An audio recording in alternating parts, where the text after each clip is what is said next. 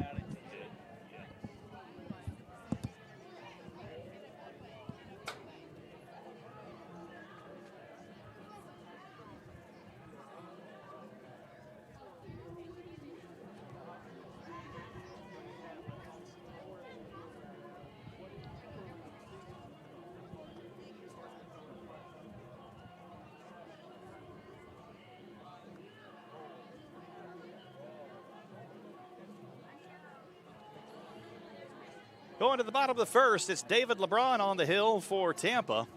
He is the conference leader in strikeouts with 114 coming into the game, ranks third in the nation in all of NCAA Division II. In strikeouts, McCullough with his 107 ranks 7th. LeBron making his 14th start of the season, record of 8-0. 74 2/3 innings pitched. He's allowed only 64 hits, 24 runs, 23 earned, 22 strikeouts, and as previously mentioned, 114 strikeouts with an ERA of 2.77.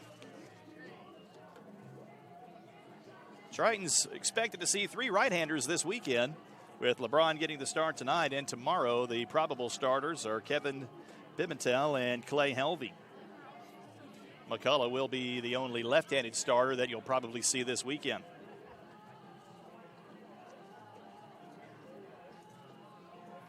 And LeBron's had quite the career already at Tampa. Last year, he was the UT Male Athlete of the Year, first team All-Sunshine State Conference, Conference Pitcher of the Year, first team All-Region, Region Pitcher of the Year. He's also a 3-time Conference Pitcher of the Week in 2017. Good news for everyone else in conference is that LeBron's a senior out of Homestead, Florida, transferred from the College of Central Florida. And seen more than a couple of people here in polos with Major League logos and radar guns. This is a good game to be at if you're scouting some potential pitchers at the next level with McCullough and LeBron on the hill. He'll face Nick Conti to lead things off. Conti will be followed by Chase Acuff, then Mitch Calandra. Keith Levitt Jr. bats cleanup. Garrett Hyatt 5th. Then Shane Leemaster, the designated hitter, bats 6th. Brian Torres 7th. Justin Glover 8th. Jake Romine hits 9th. Conti hitting 209 now on the season with 5 homers and 12 runs batted in as LeBron from the windup kicks and fires. First pitch is popped up. Now drifting over into right center field as the wind pulls that one all the way over into right field. The center fielder, Rivera, runs all the way over from his position and makes the catch for out 1. So 1 pitch, 1 out as Conti set down on the FA. That'll bring in Chase Acuff. Acuff now hitting .319 with a home run and 28 RBIs. He had his 25-game hit streak snapped on Monday in a loss at St. Leo.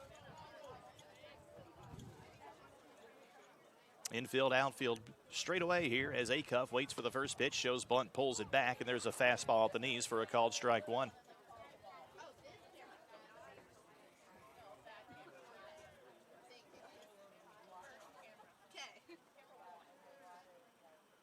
Now LeBron winds and fires. Catches the inside corner for a called strike 2. Acuff has only struck out 5 times this season. He is the toughest batter to strike out in all of NCAA Division II. They'll have a tall task here against one of the nation's leaders in strikeouts. Here's the 0-2 line drive to center field right at Rivera. Now Rivera breaking in, but he'll be able to get to it. for out number 2. So 2 up, 2 down. Base is empty now for Mitch Calandra.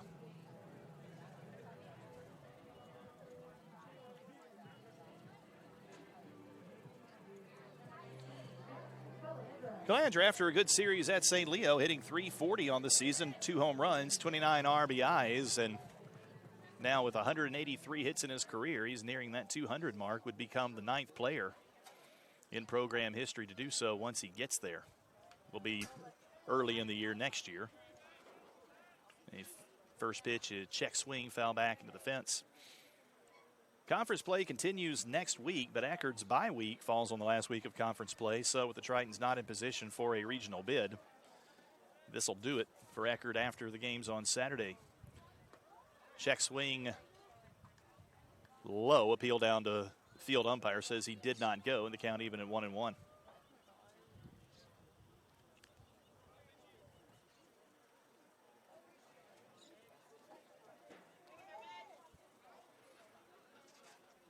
LeBron winds and fires with the 1-1.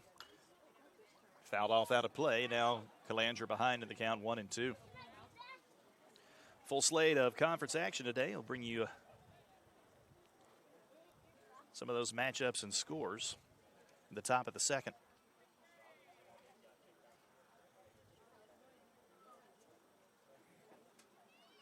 Now time is called as Calandra steps out of the box.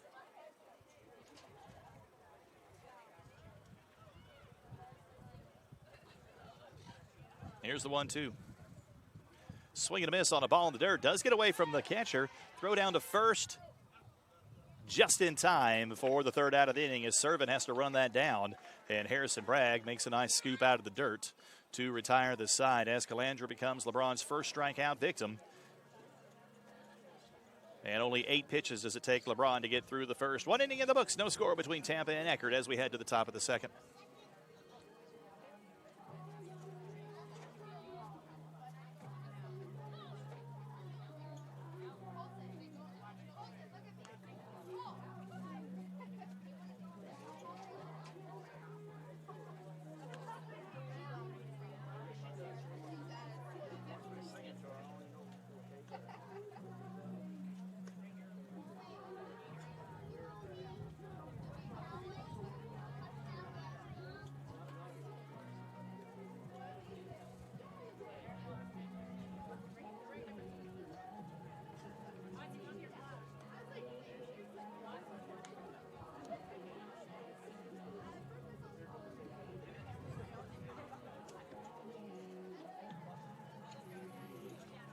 Dylan McCullough back on the mound as we head to the top of the second inning.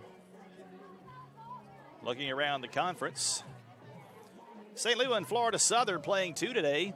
St. Leo won the first game 4-1 in Lakeland, and they have a 4-3 lead in the second game in the 7th inning. Lynn with an early 1-0 lead over Palm Beach Atlantic. No score between Rollins and Embry-Riddle there in the second. And Nova Southeastern in a conference bye weekend. They'll be hosting North Greenville.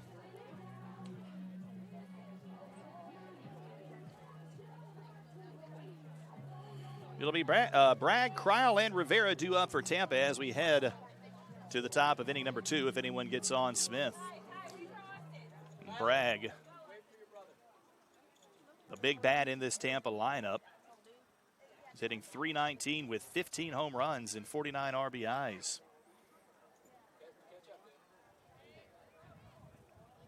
Bragg, the transfer from Mississippi State, 6'4", 230. And the first pitch missed for ball 1.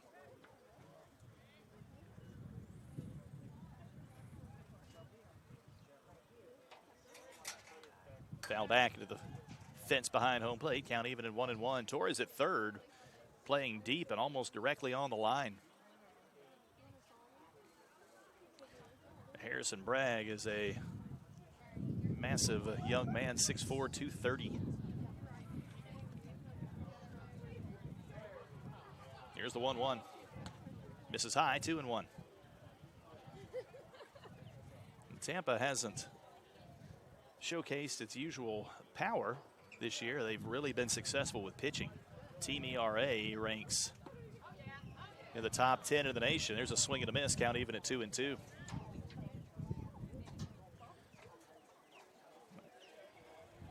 Spartans team ERA is 2.77, ranking 5th in Division II.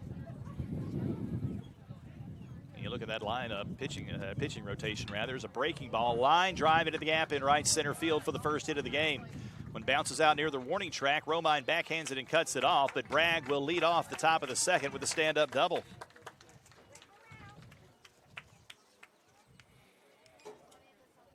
That's only Bragg's 6th double of the season.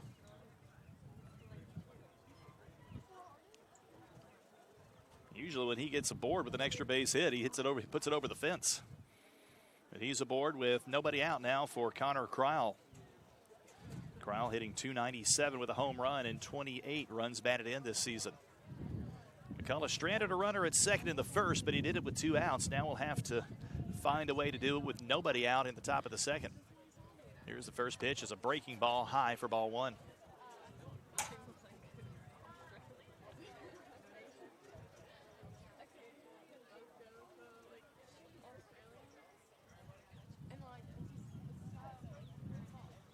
Long look into Mitch Calandra for the sign. Now comes set. Check back to first. Now the 1-0. High again, ball 2.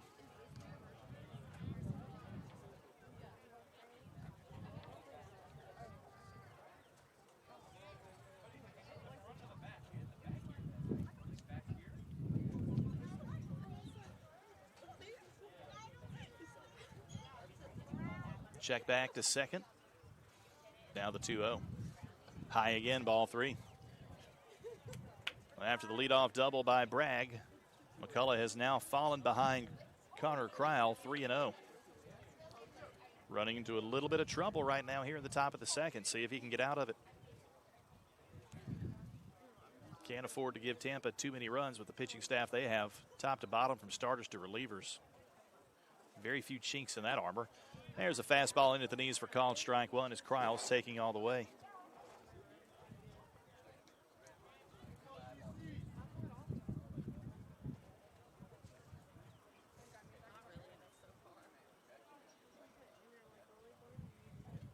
Another long look in by McCullough. Now gets the sign and comes set from the stretch. Fouled off out of play, and now the count has run full, 3-2.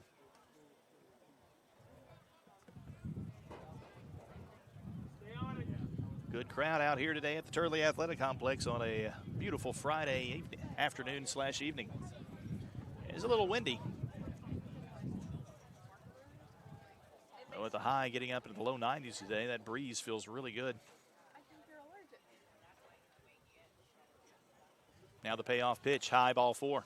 Second walk issued by McCullough, and now he'll face runners at first and second with nobody out. For Richie Rivera. Rivera, 278 this season, 2 home runs, 17 RBIs. Senior from St. Petersburg.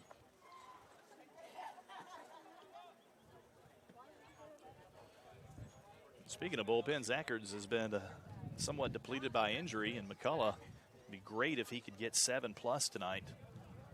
Already at 29 pitches, though. Bunt is shown, and Rivera has to dance out of the way of that fastball that rides inside for ball 1.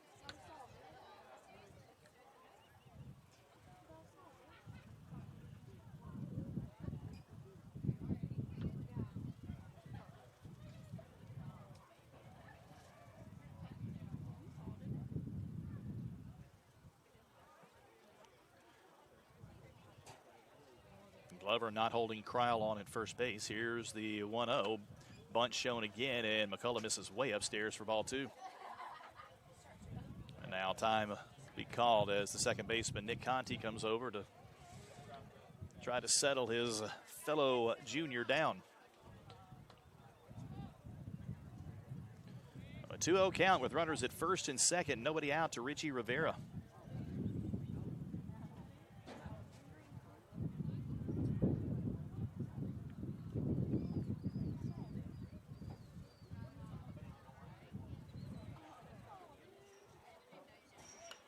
Bunt is popped up. McCullough can't make the play. We have a tough play to make. Throw to second is in time, so Eckerd will be able to recover and get the force out at second base as Cryle Goes down on the fielder's choice. The bunt was popped up left of the mound. McCullough tried to catch it, couldn't come up with it, but it died right in front of him, and he had time to recover to get the first out of the inning. So Rivera will reach on the fielder's choice and puts runners on the corners with one out for Stephen Smith.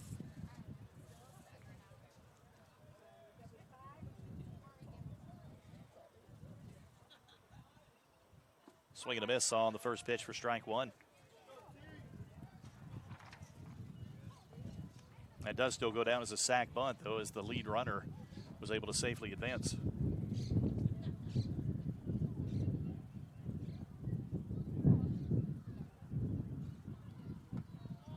McCullough paints the corner, and now ahead in the count of Smith, 0-2. Smith hitting .294 on the year, no home runs, and 10 RBIs as he's got a chance to make it 11 here with Harrison Bragg at third.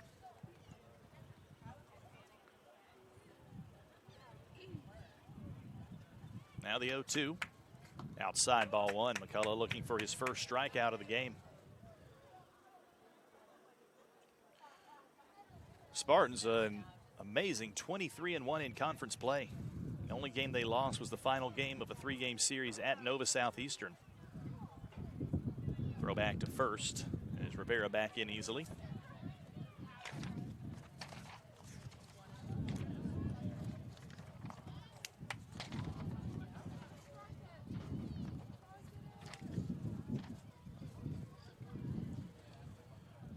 Now the 1-2.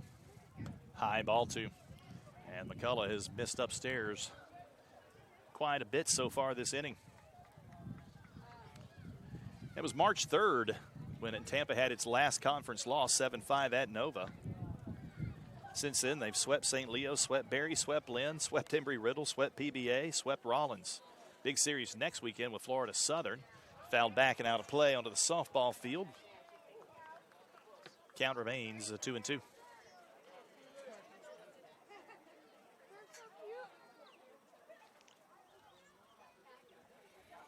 Smith stands back in, looking to bring in the first run of the game for the Spartans. 2-2. Just off the outside corner, now the count's run full.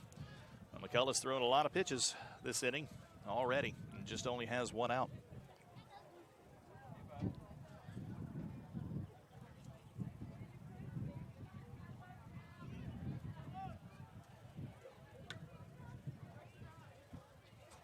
Out of the stretch, payoff pitch. Swing and a miss, strike three, as Smith set down on strikes. McCullough's first strikeout of the game. And now two gone for the shortstop, Brandon Galley.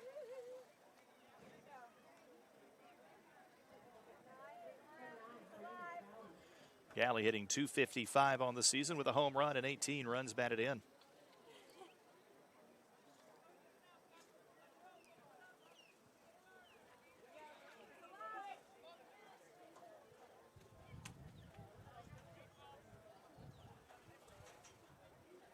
Trying to get out of the inning without allowing a run. First pitch rides inside for ball one.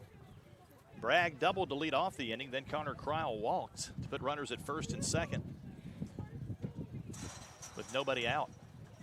Now there's runners on the corners, two gone. To the number 9 hitter, Galley. First, high again, ball two. And McCullough can ill afford to continue to work behind these Tampa hitters. Already at 41 pitches now. And time is called before the next pitch thrown as Coach Beauregard, Josh Beauregard, will head out to the mound and have a conference with McCullough and Calandra.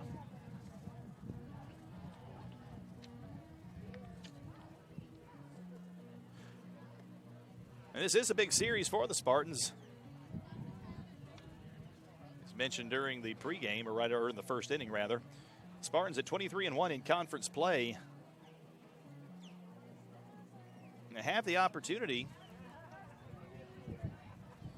to wrap up the conference championship this weekend. And getting a little help, by the way, from St. Leo. Already defeated Florida Southern once. Here's the 2-1. That's in for a called strike one on the inside corner. McCullough got that one down. St. Leo beat Florida Southern 4-1 earlier. That gave the Mocs their 6th loss in conference. There's a hard hit ball to left field. That's going to fall in front of Keith Levitt Jr. for a base hit. So a 2-out RBI single for Brandon Galley, and the Spartans strike first here in the top of the second. RBI number 19 of the season for Galley. And now we go back to the top of the order to Nick DeTringo. DeTringo flew out to Romine in right field in his first at-bat. Now he's got runners at first and second. McCullough will try to get out of the inning. Check back to second. Now steps off the rubber.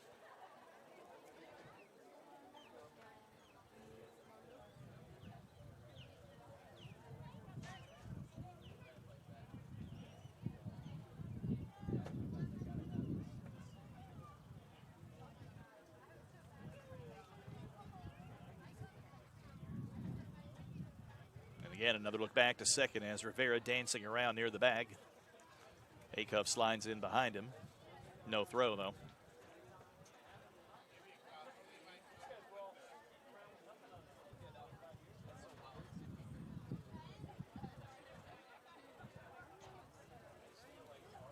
Now McCullough kicks and fires. Breaking ball falls in at the knees for a called strike one.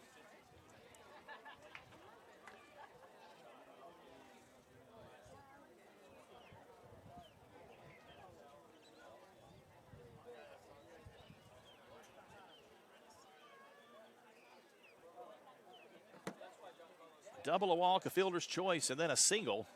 They've given Tampa a 1-0 lead here at the top of the second. Breaking ball misses high. The count now 1-1. Now Acuff out to talk to McCullough.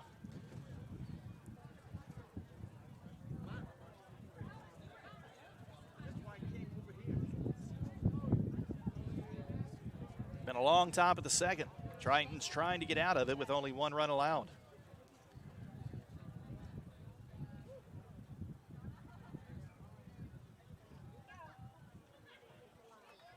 McCullough gives a nod to Calandra on the side. Now comes set at the belt to, rather the 1-1 on the way. High pop up in the infield. Glover calling for it.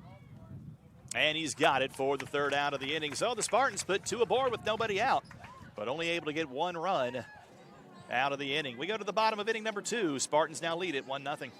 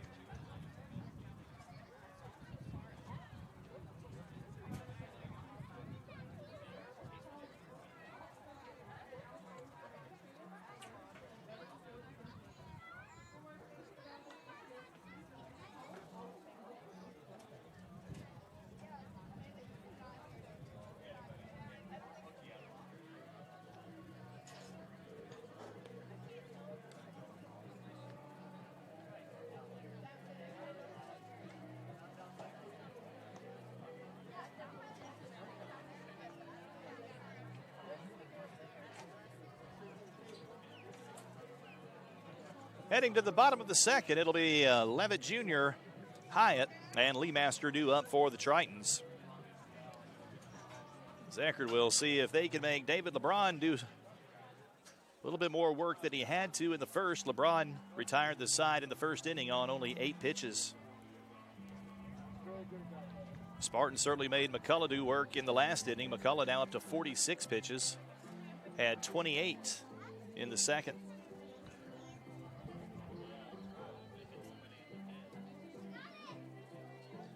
We'll see what Keith Levitt Jr. can do for the Tritons, leading off here in the bottom of the second. Levitt Jr. hitting .271 on the season, 8 home runs, 32 RBIs. He has, however, been prone to striking out this year, leads the team with 61.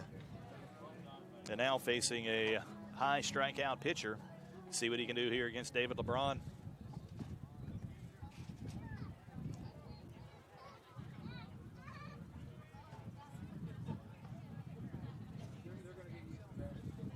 First pitch, fastball, outside corner, called strike one.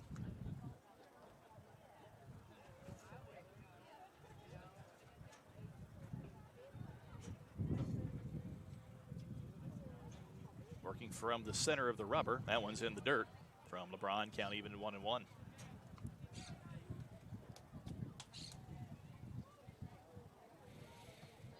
Third baseman Miller, even with the bag, but well off the line. Middle infield right at the cut of the dirt and the grass. There's a high pop-up, but that one will drift out of play for strike two.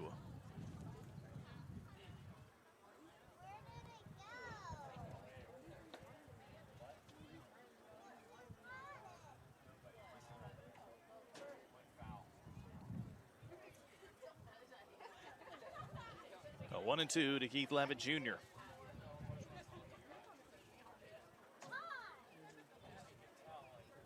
Here is the pitch. Ground ball hitting the hole at shortstop. Across to first for out number one is Levitt Jr. hustling down the line, making Galley get rid of the ball quickly, but he is retired for the first out of the inning. Going to bring in Garrett Hyatt.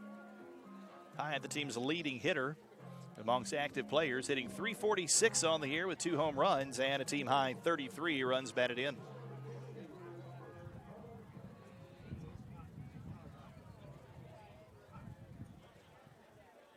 They'll stand in and face LeBron. Kind of a deliberate worker out of the stretch, or out of the windup, rather. Misses down and in for ball one. McCullough likes to work quickly. As soon as he gets the ball, he gets going, particularly with runners not on base. LeBron a bit more deliberate in his delivery. Shot foul down the first base line. Count even in 1-1.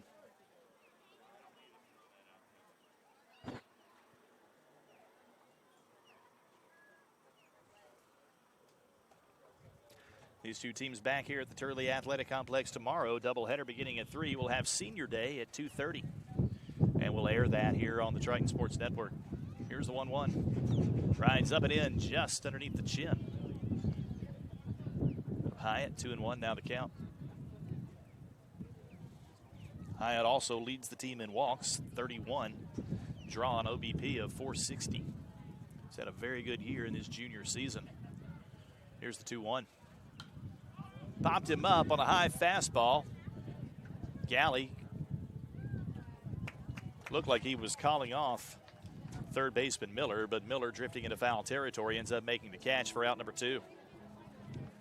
So 2 up, 2 down. Base is empty for the freshman Shane Leemaster, who's had an outstanding freshman campaign thus far, hitting .341 on the year with 2 home runs and 27 RBIs in his 35th start. And most, if not all of those, have been at the DH spot. First pitch on the way from LeBron to Leemaster is high and away for ball one.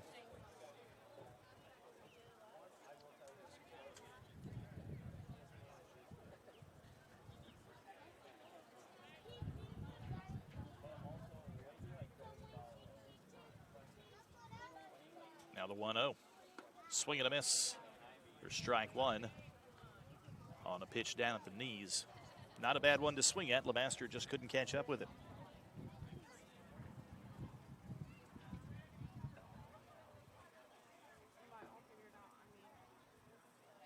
Ball and a strike. Here's the pitch from LeBron. Swing and a miss again for strike two, as Leemaster can't make contact with that pitch on the outside.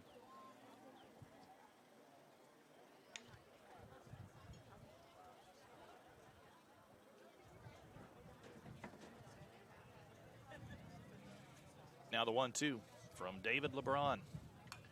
Fouled off out of play as Leemaster stays alive.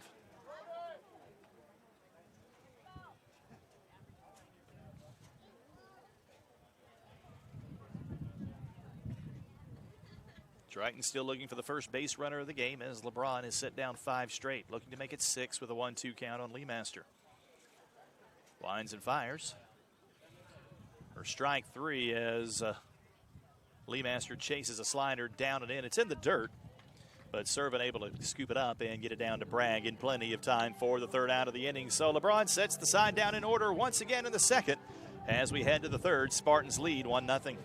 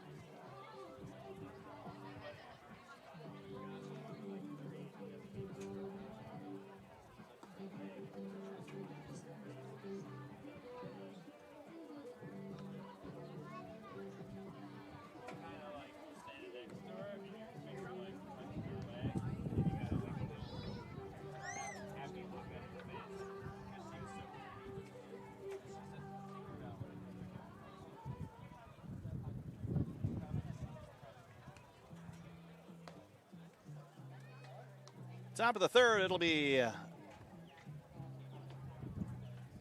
Eckerd, Miller, and Servin due up for the Spartans if anyone gets on Bragg. And McCullough with 46 pitches through just 2 innings. Needs to get him a couple of short pitch innings to get back onto a pace that could get him up into the 7th. The Tritons in the first game of the series would certainly like to avoid having to get into the bullpen early. Eckerd is 0 for 1, flew out to right field in his first at-bat, and the first pitch is fouled off on top of the Turley Athletic Complex fieldhouse for strike 1. McCullough's given up 2 hits, 1 run, walked 2 and struck out 1 in his first 2 innings. Breaking ball just misses inside for ball 1. Hasn't really been able to drop that breaking ball in for strikes very much so far today, and that is put him behind in the count. There's a ground ball sharply hit to second base. Conti knocks it down, going to his backhand, and able to pick it up in enough time to throw it over to Glover at first for out number 1. So Eckerd retired for the second time today, and that brings in the third baseman, Darren Miller. Miller walked in his first at-bat. Stole second, but was stranded in the first.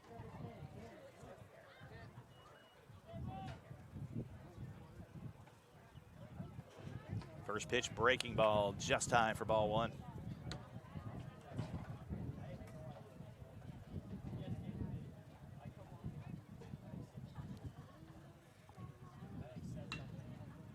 There's a ground ball in between first and second into right field for a base hit. As Miller's aboard safely for the second time today, third hit of the game for the Spartans. And that'll bring in catcher Servin.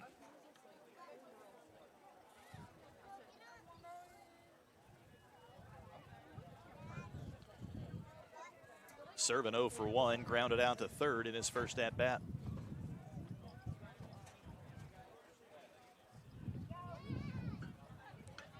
First pitch fouled off out at play, strike 1.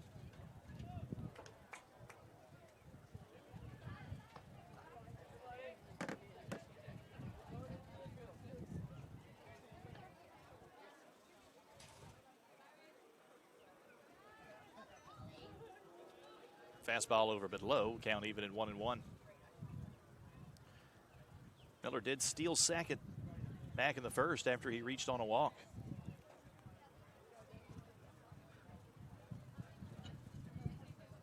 There's a breaking ball high for ball 2 as McCullough continues to miss upstairs with those breaking balls.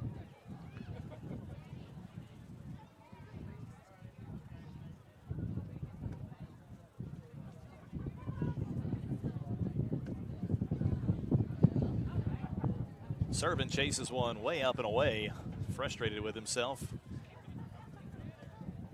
Evens count now at 2-2.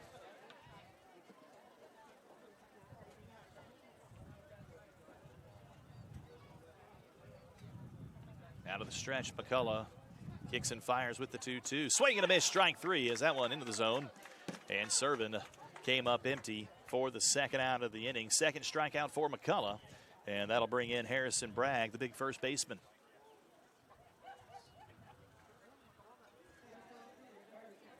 Bragg doubled and scored back in the second inning.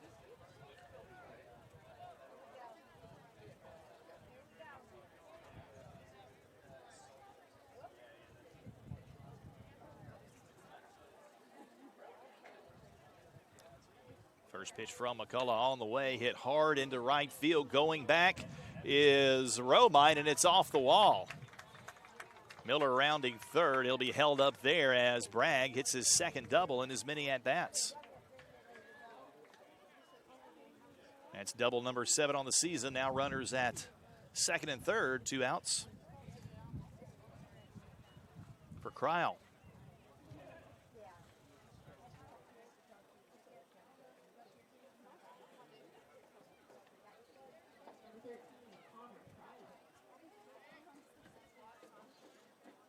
Cryle walked in his first at-bat. Was erased on a fielder's choice. Got a chance to do some damage here for the Spartans, though, with runners at second and third and 2 out. First pitch, breaking ball high for ball 1.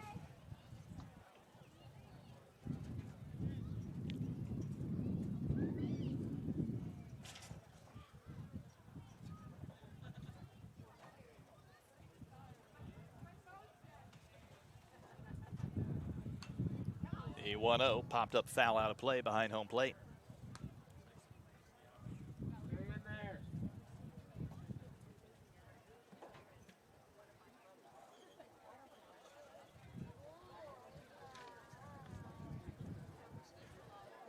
Cryle has 28 runs batted in this season. Chance to add to that total. Facing a 1-1 count here with 2 outs against McCullough in the top of the third. Here's the pitch out of the stretch. Up and in, ball 2. Dillon continues to have trouble missing high.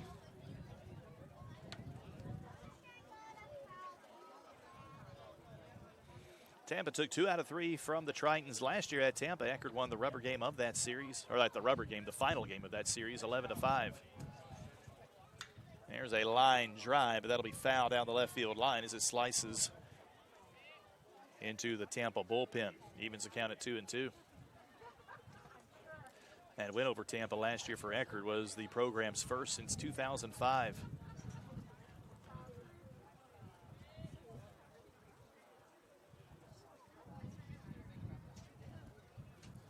Two balls, 2 strikes, 2 outs. Connor Cryle. See if McCullough can get out of the inning.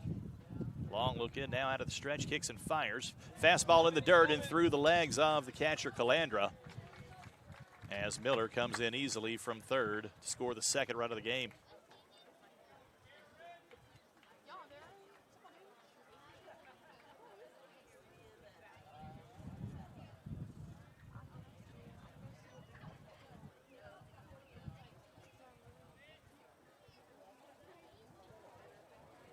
And that runs the count full, 3-2, moves Bragg to third. Payoff pitch, foul back into the fence. As Cryle stays alive.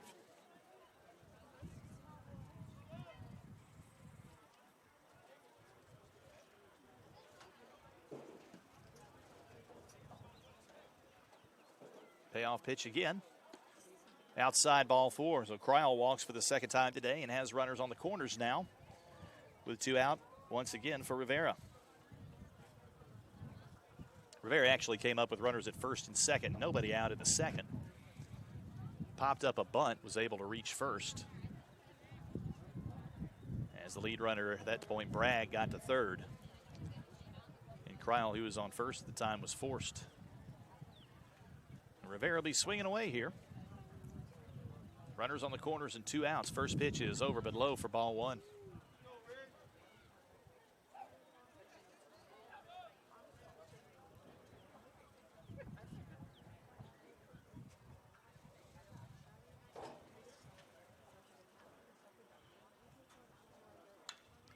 High pop-up, but the wind's going to push that one out of play as it drifts over the Triton dugout on top of the batting cages. Evens the count at 1-1.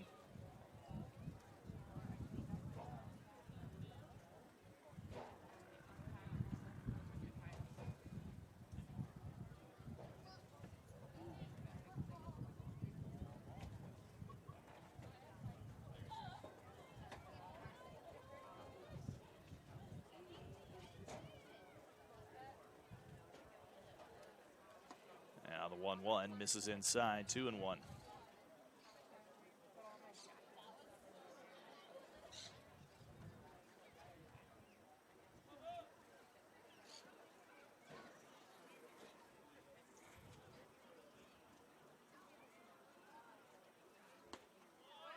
That one catches the inside corner. Count even now at 2-2 as McCullough looking to get out of the inning with no further damage. 1 run in already. And the inning for the Spartans, and still threatening with runners at the corners.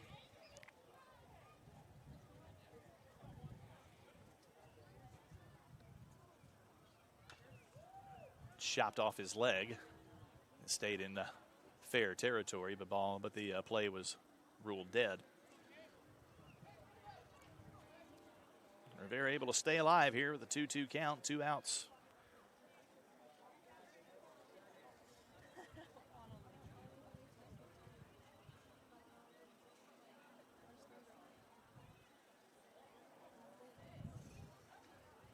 McCullough from the stretch, kicks and fires. Runner from first. Cryle on the move. That one fouled back into the fence, as Cryle will head back to first.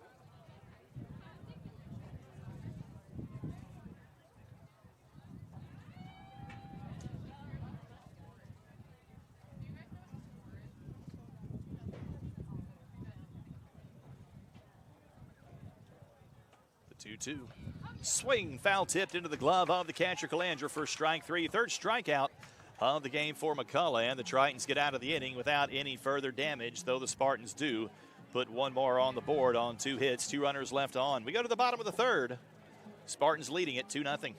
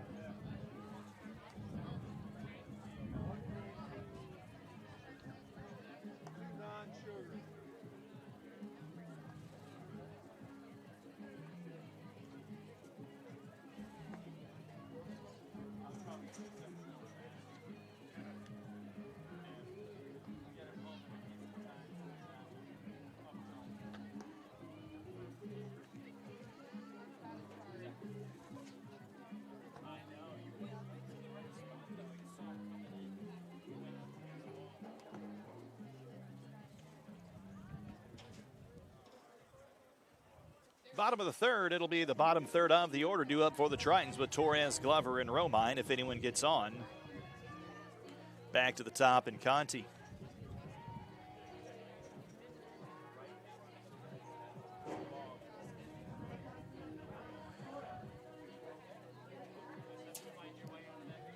Torres batting .230 on the season, leads the team in home runs with 9, and he's driven in 29.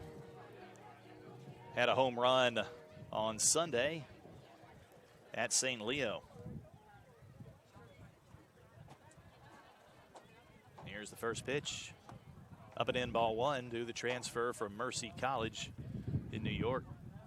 Torres been the regular starter for the Tritons at third base for the majority of the season in his first season here. Native of the Bronx. Here's the 1-0. Ground ball hit hard. Nice play at third by Miller. Has plenty of time to settle himself and throw it across to Bragg for out number 1. 7 straight set down by LeBron as Justin Glover will step to the plate. Glover hitting .228 on the season, 6 home runs and 27 runs batted in. That last home run came here on April 25th, a moonshot in the 8th inning against Weber International.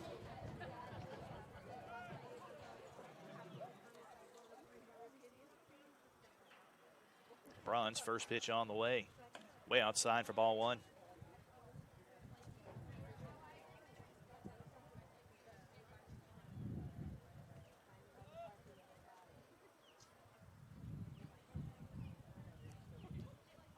Now the 1-0. Swing and a miss, evens it counted 1-1.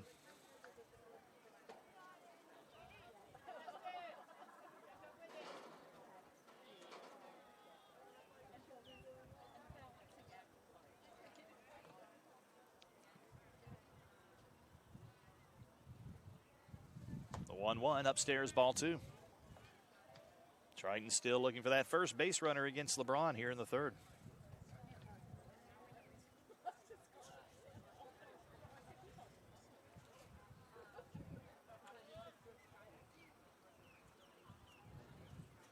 Two-one, fouled off out of play. Count even at 2-2.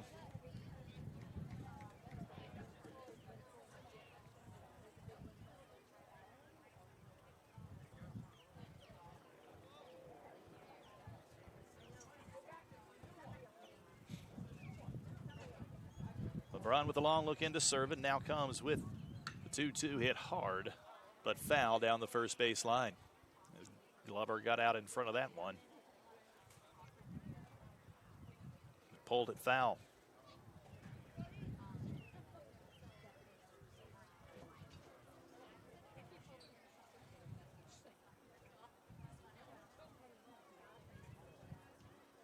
LeBron adjusts the ball in his grip. Now the 2-2, high ball 3.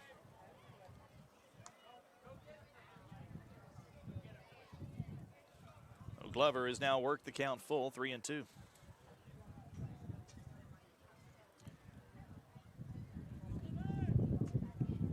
LeBron coming with the payoff pitch. Fouled off out of play as Glover stays alive.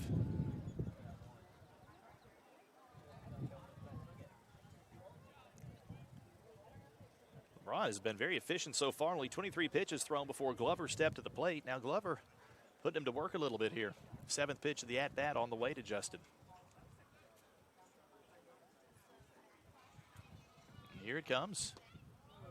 Ball 4 just off the outside corner as Glover is the first Triton to reach base. And it's his 20th walk of the season. Only the 23rd issued by LeBron. That'll bring in Jake Romine, hitting .219 on the season. No home runs, 5 runs batted in.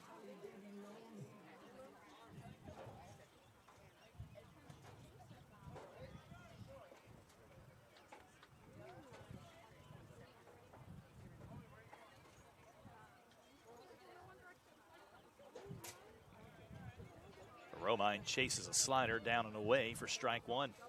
Nice job by the catcher, Servin, of picking that one out of the dirt to keep Glover at first.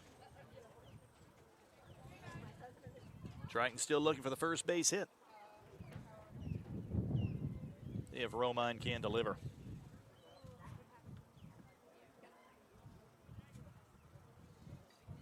Modest lead for Glover, and there's another swing and a miss on another pitch that tails down and away from Romine. Romine behind in the count 0-2. Ron, 2 strikeouts through 2 1/3.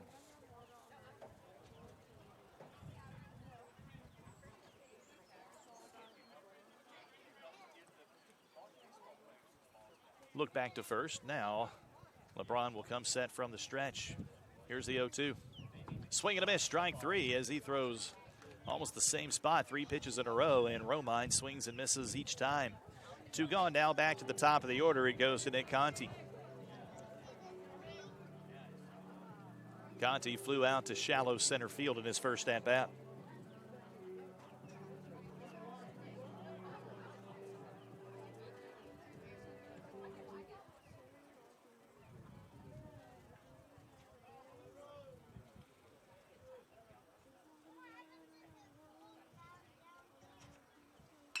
Conti swinging at the first pitch and drives it back up the middle for a base hit. So the perfect game bid and the no-hit bid are both gone, although the third's a little early for that for either, but they're both off the board now as Conti gets the first hit of the game for the Tritons with that 2-out single back up the middle. That'll bring in Chase Acuff. Acuff 0 for 1, lined out to center field in his first at-bat.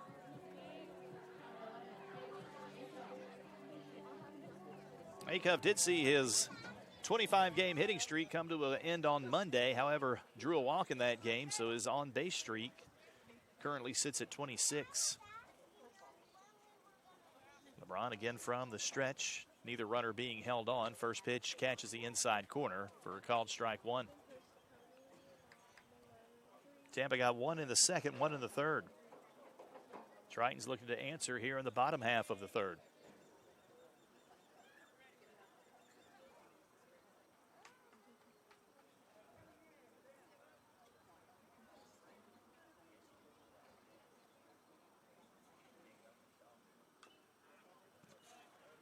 Acuff again in an 0-2 hole as he fouls that one off behind home plate. It's not uncommon for Acuff to get to 2 strikes, but he's a great 2-strike hitter.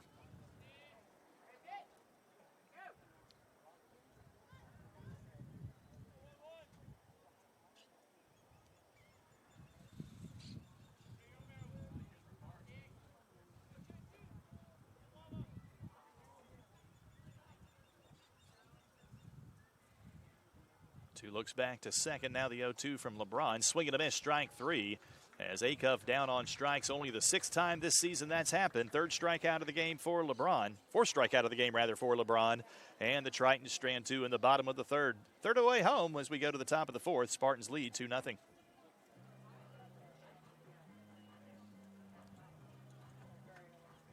go bottom then top or top then bottom?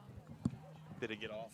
Well, this is just keeps trying to go bottom then top. Yeah, it gets off sometimes. Just go until you get what it shows right up there. So it's supposed to go top then bottom.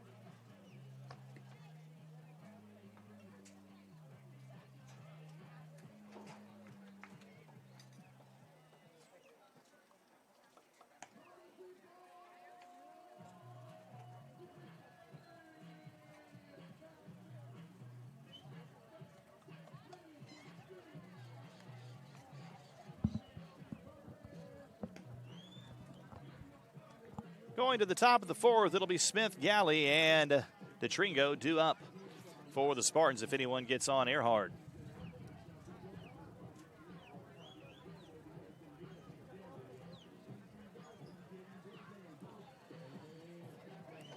Smith 0 for 1, a strikeout victim in his first at-bat, 1 of 3 so far for McCullough, who has thrown 71 pitches through just 3 innings.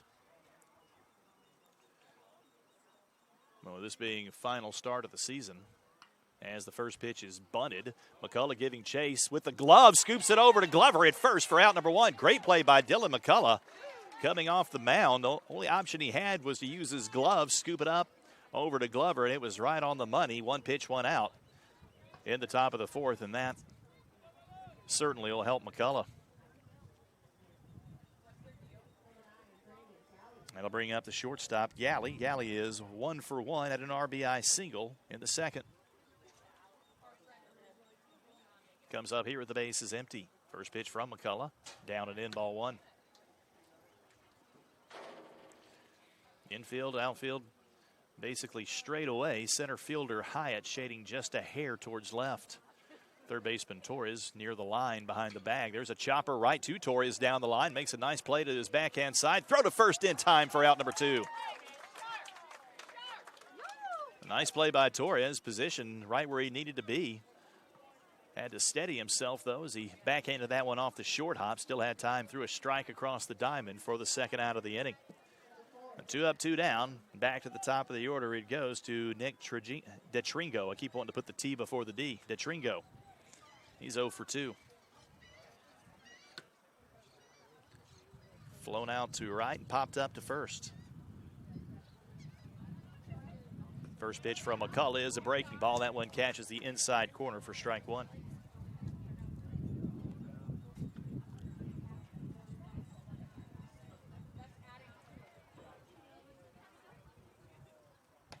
Fastball up and in, count even at 1-1.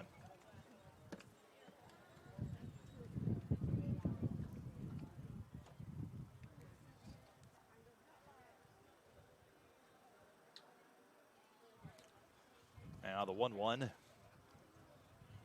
Misses outside for ball 2. McCullough had only needed 3 pitches to get the first 2 outs of the inning. He's thrown 3 here so far against Tringo. Here's the 2-1. Outside corner painted for strike 2.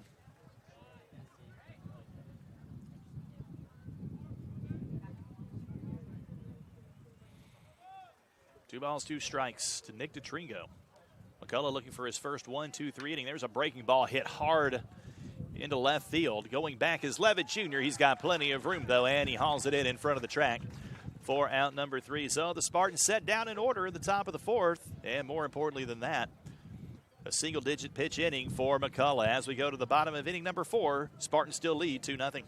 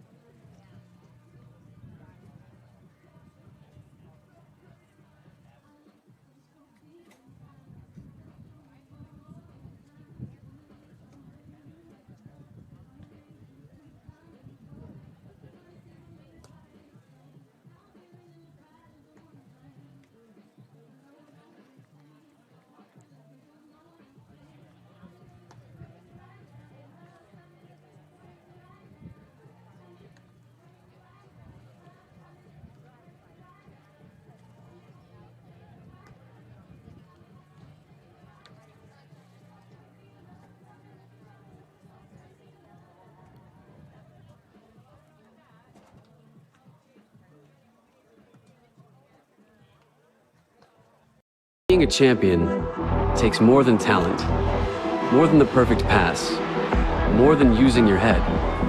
Being a champion takes the spirit to always push harder, the ability to overcome any hurdle, and the fire to be the best. As LeBron set down the first 7 batters of the game, Tritons were able to put 2 runners on in the 3rd, but left both stranded. LeBron with 4 strikeouts through 3 so far. His season total now at 118. Calandra, one of those strikeout victims in his first at-bat. Now we'll see if the junior from Floral Park, New York, can get things going for the Tritons leading off the bottom of the 4th. Calandra was the freshman of the year, the conference 2 years ago. Has 183 career hits. First pitch inside, ball 1. That puts him in a, I don't even want to say outside position to break Eckerd's career hits mark. He will have to have a really good year next year, but it's certainly within capability. Here's the 1-0. There's a line drive back up the middle, base hit, so he's one closer to that. As Calandra leads off the bottom of the 4th with a single up the middle. Line drive that sailed right past LeBron's head.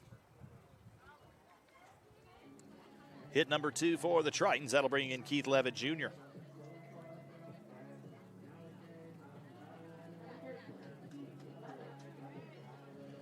Levitt Jr. grounded out to short in his first at-bat. Look down to Coach Beauregard as he flashes the signal. And Levitt Jr. stands in from the left side. Back to the stretch for LeBron. Hasn't had to do that much today. There's the first pitch. Fastball at the knees on the outside corner for a called strike 1.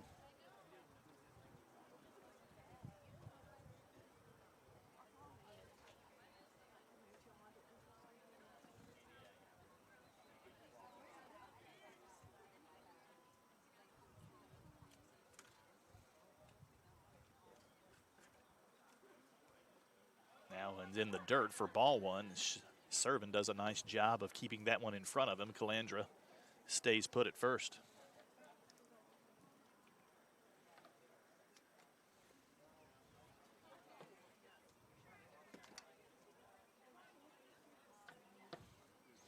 Ball and a strike as Keith Levitt Jr. stands back in.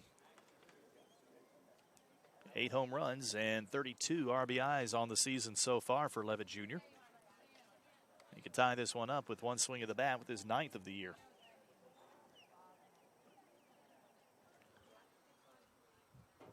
Swing and a miss as Levitt Jr. gets tied up on the inside.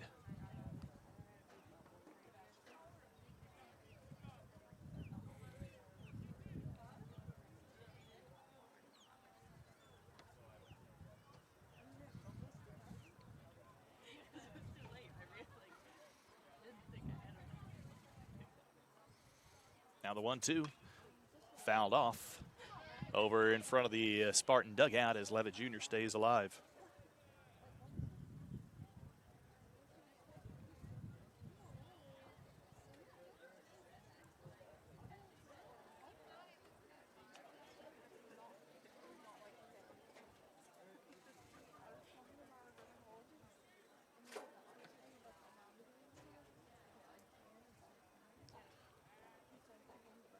LeBron getting his footing against the rubber here with the 1-2 count to Levitt Jr. Check back to Calandra at first. It's a couple of steps lead for Calandra. Now the 1-2. Runner going, ball in the dirt. And Servin will have no chance to get Mitch Calandra, who will be credited at the stolen base, already going on the pitch. Moves him into scoring position. Still nobody out of the inning. That is his 7th stolen base of the season. Calandra 7 for 7 now in stolen base attempts.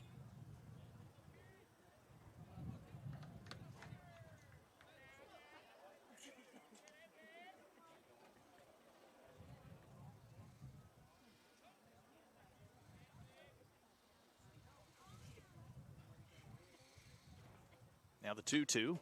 Slow roller down the first base line, right to Bragg, who steps on the bag for out number 1, but it does move Calandra 90 feet up to third base with 1 out of the inning.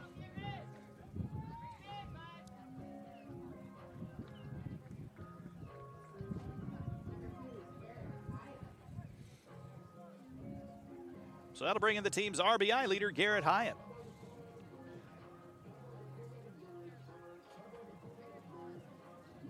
Hyatt 0 for 1. He popped up in foul territory down the third base side in his first at-bat. Chance to put Eckerd on the board, though, here with Calandra at third and 1 out in the top, or rather the bottom of the 4th.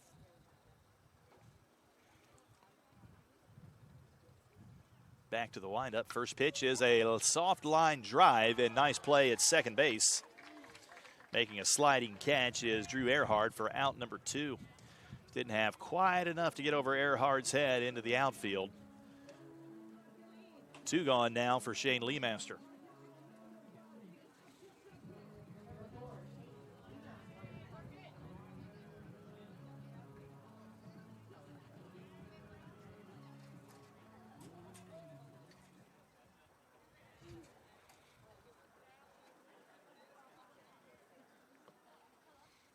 First pitch to Leemaster is lofted down the line in left field. That will drop just foul down the left field line.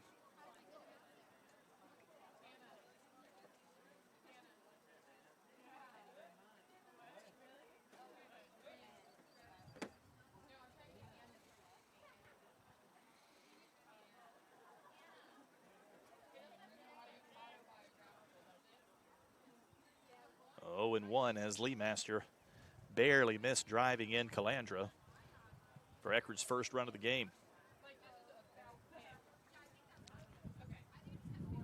Now the 0-1 as LeBron winds, fires, and misses outside.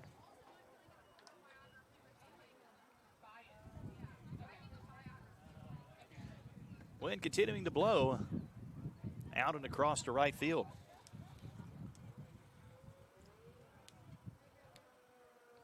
Now the 1-1 to Leemaster. Check swing and misses low. 2-1. Leemaster is a strikeout victim in his first at-bat.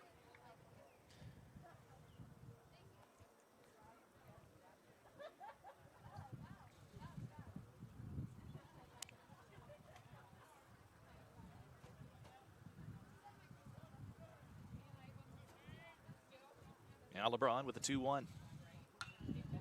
Ties him up. Ball hit high in foul territory in right field. It won't stay in play as it just over the fence into the Triton bullpen. 2-2.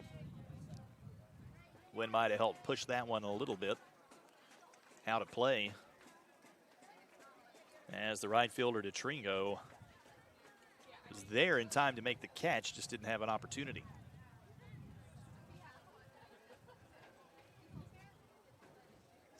Two balls, two strikes, two outs to Shane Leemaster. Calandra at third.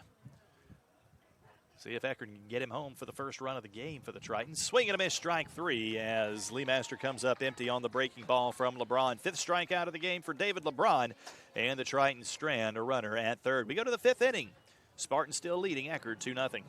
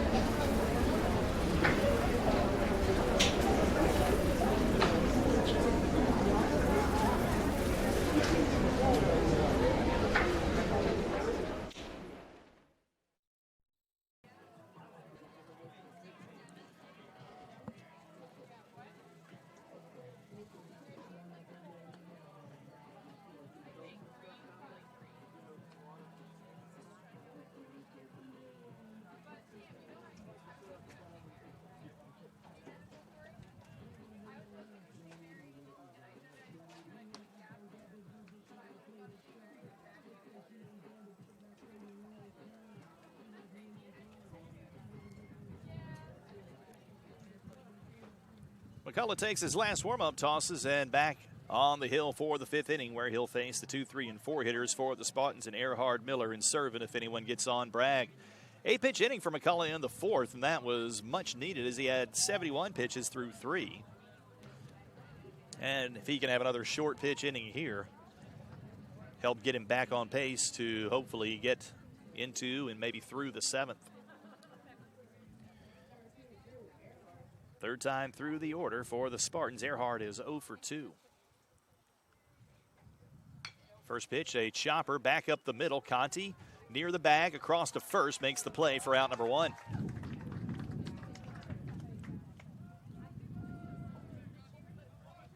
A one pitch, one out in the top of the fifth. That brings in the third baseman, Darren Miller. Miller has reached base safely in both his plate appearances, walked in the first and singled and scored in the third.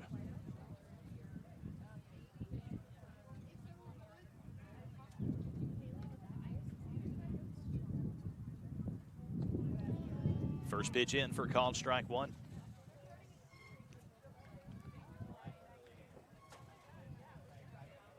McCullough working quickly. Here's the 0-1 breaking ball, popped up. That's going to drop in front of Hyatt in center field for a base hit. Didn't hit it hard as he got jammed on that one, but was able to drop it out in that triangle in the middle of the field for a base hit.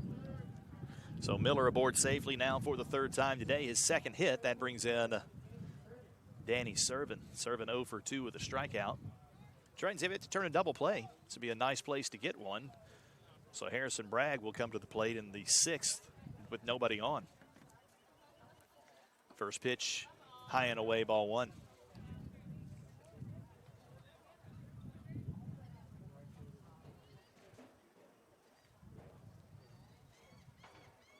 Now McCullough out of the stretch, working a bit more deliberately. That one fouled off out of play, evens it counted 1-1.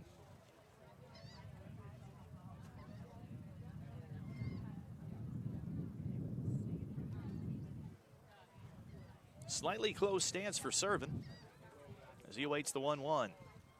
Way upstairs, ball 2.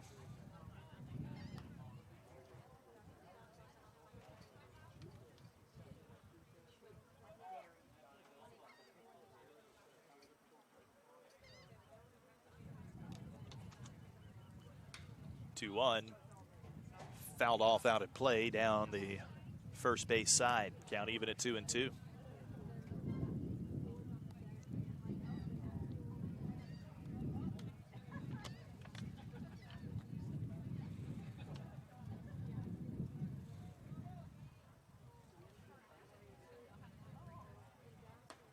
2-2 swing and a miss as Servin chases one way outside for strike three. Fourth strikeout for McCullough. Second time Servin's gone down on strikes. 2 gone now for Harrison Bragg.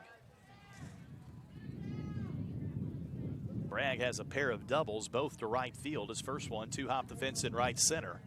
And his second was off the fence on the fly, just underneath the scoreboard in right field. Did not miss his 16th home run by very much. First pitch from McCullough, swing and a miss on a fastball up in the zone as Bragg took a huge cut at that one. He was certainly looking for number 16 there, but came up empty, 0-1. Believe it or not, with 15 home runs, he's not the top of the conference. Hayden Mars from Florida Southern has 19. McCullough goes upstairs again. This time Bragg lays off of it, evens the count at 1-1.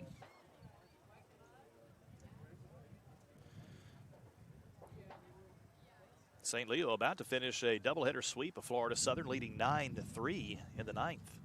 Here's the 1-1 breaking ball, ground ball back up the middle, base hit. Is Bragg now 3 for 3. Miller makes a big turn at second, now heads back as the throw comes into the bag at third. Runners now at first and second with 2 out as Bragg stays perfect with his third hit of the day. That'll bring in Connor Kryl, who's walked in both of his previous plate appearances. Palm Beach Atlantic has moved out in front of Lynn in the fourth, 5-3. Embry-Riddle back on top of Rollins now. They're in the fifth, 4-3.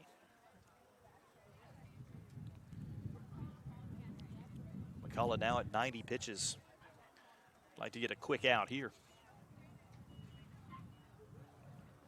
First pitch to Kryl. Fastball in for a called strike one. As Kryl looked to be taking all the way there.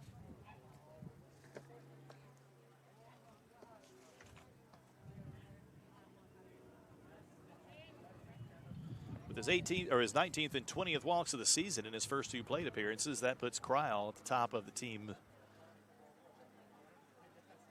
in walks drawn. Breaking ball outside for ball one as Kryl checks his swing and lets it go by. Kryl came into the game tied with Miller and Bragg for the team lead in walks with 18.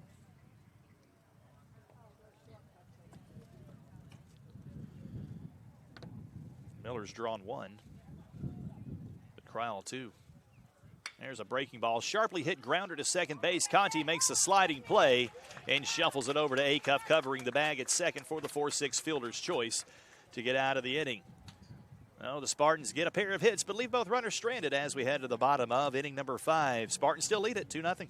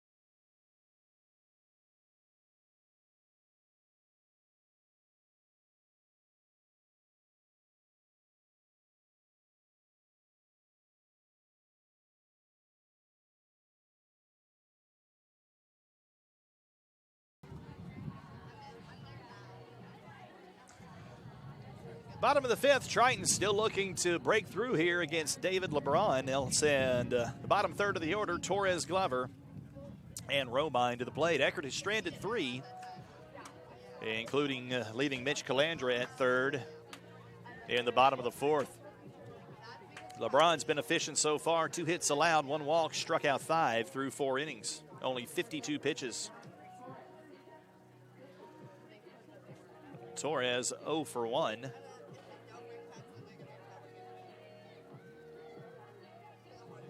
Grounded out to third in his first at-bat.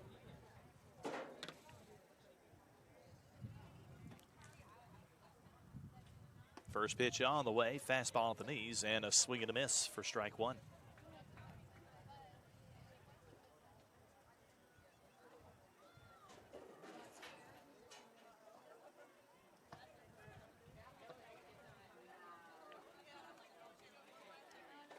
Oh, 1 on the outside corner, called strike two.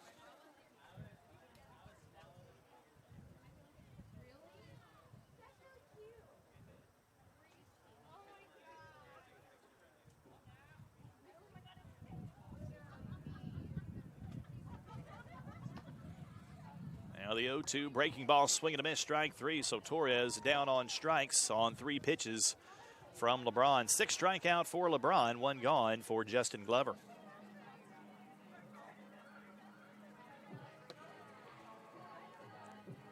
Glover walked in his first at-bat. The first trying to reach base was stranded at second back in the 3rd inning.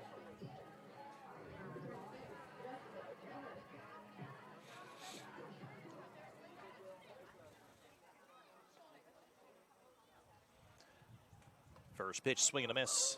There's strike one as LeBron looked like he took a little bit off that pitch. Down and away.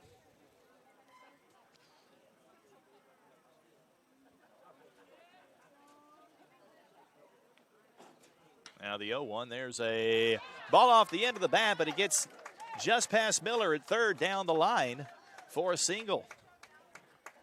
So Glover aboard for the 2nd time today. That's his first hit. 3rd of the game for the Tritons. He's aboard with 1 out for Jake Romine.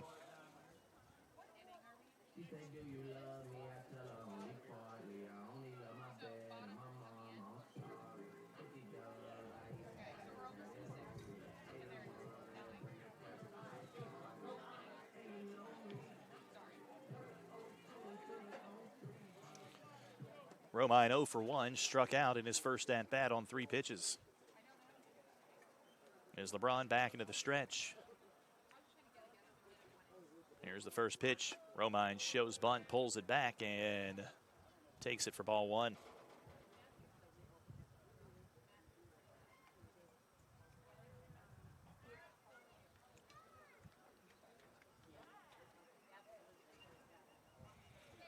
Glover, the 4th base runner of the afternoon, to reach for Eckerd. Here's the pitch to Romine. Ground ball right back up the middle. Nice play by LeBron. To Galley covering second for 1, then across to Bragg for 2. So the inning comes to a quick end on the 1-6-3 double play as the Tritons come up empty again in the bottom of the 5th. 5 innings in the books. As we head to the 6th inning, Tampa still holds a 2-0 lead.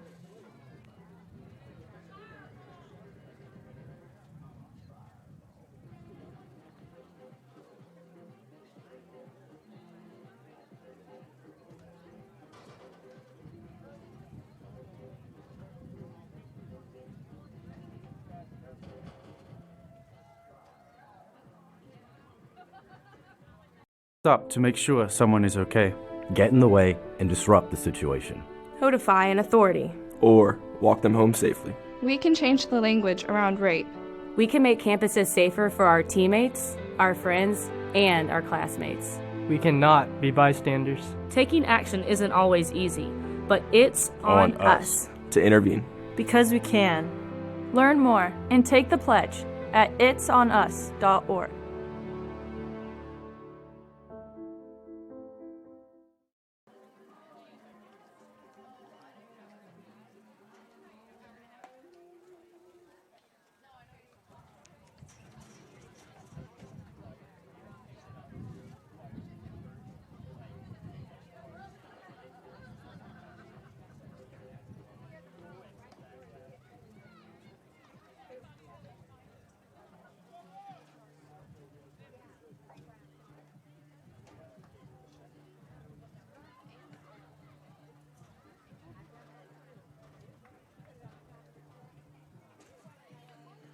Top of the 6th, it'll be in the bottom 3rd of the order, due up for the Spartans and Rivera, Smith, and Galley if anyone gets on to Tringo.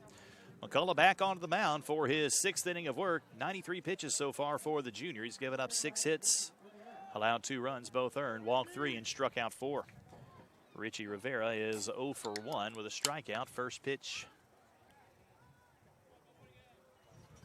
fouled off. Also has a sacrifice bunt.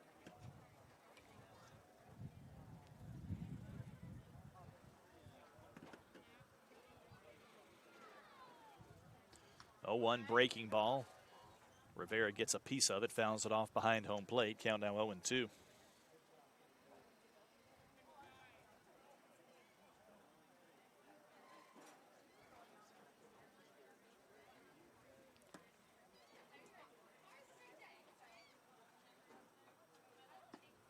Just outside for ball 1 as McCullough trying to paint the corner, looking for his 5th strikeout of the game.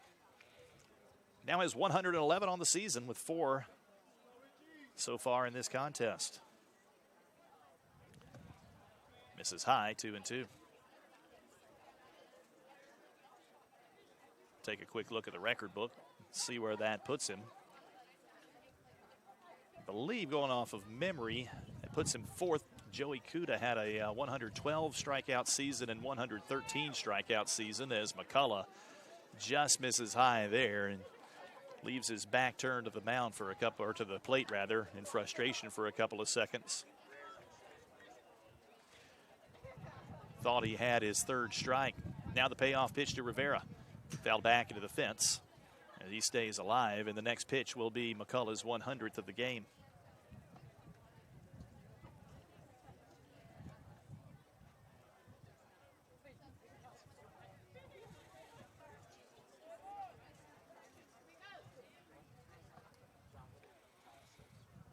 Payoff pitch again. Called strike 3 in just above the belt, as Rivera didn't like that call. He had already tossed the bat over to the dugout, was heading down to first. He let 2 go by earlier in that bat that were very close and did not get the benefit of the doubt the 3rd time. Strikeout number 5 for McCullough. And that brings in Steven Smith. Smith 0 for 2 with a strikeout.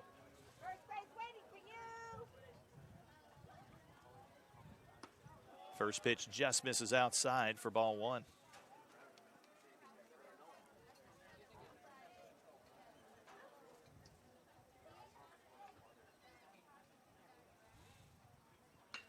There's a line drive, base hit, back up the middle. As Smith is aboard with his first hit of the day, hit number 7 for the Spartans, 1 out. And a runner at first for Brandon Galley.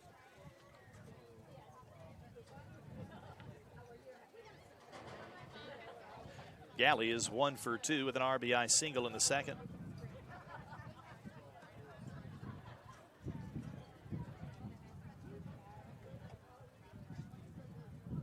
First pitch on the way, misses high for ball 1.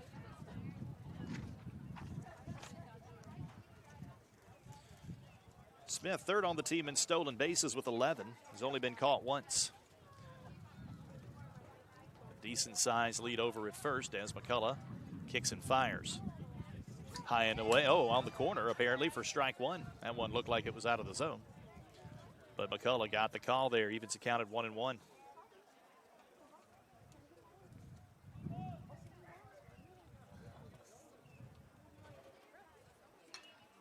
Popped up in foul territory. Will the wind push that one out of play? It's still pushing, and it will go out of play into the Triton bullpen.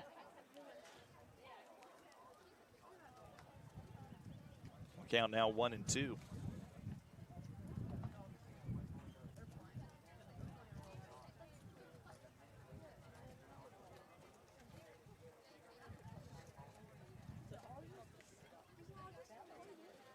It's close on Cuda. Cuda had a 110 strikeout season in 2011, 114 in 2012. So McCullough, with 5 today, now ranks 3rd in program history in a single season. There's a line drive back up the middle. Almost misjudged by Hyatt. Either that or he lost his footing, but he's able to make a sliding catch in center field for out number 2 as Hyatt had stopped. May have misjudged that ball. Was able to recover at the last second and bring it in for the second out of the inning. 2 down and back to the top of the order. It goes to Nick DeTringo. DeTringo 0 for 3.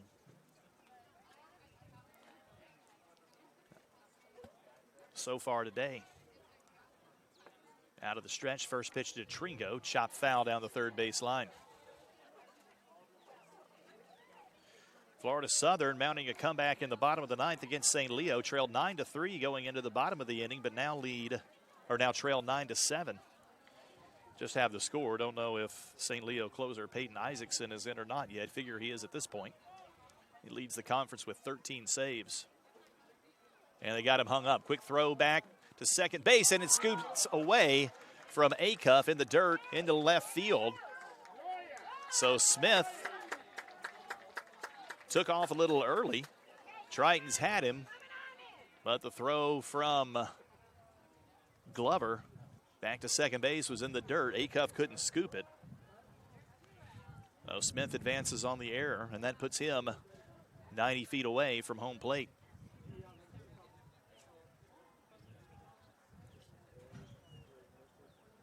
An 0-1 count to DeTringo. Here's the pitch. Breaking ball misses down and in for ball one.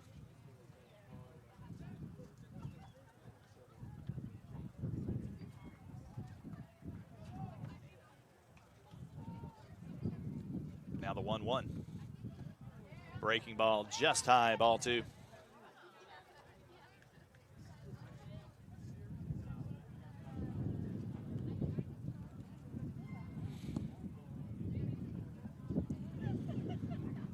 Now the 2-1. Swing and a miss, strike two.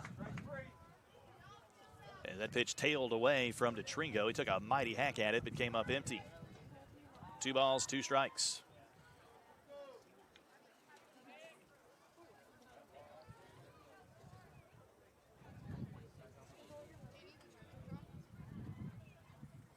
The 2-2. Checks his swing on a fastball that misses up and away. And the count's now full, 3-2.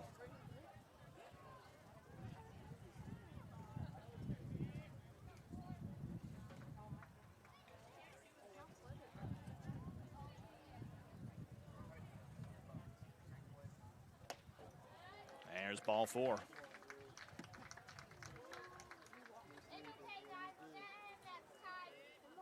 Fourth walk of the game issued by McCullough.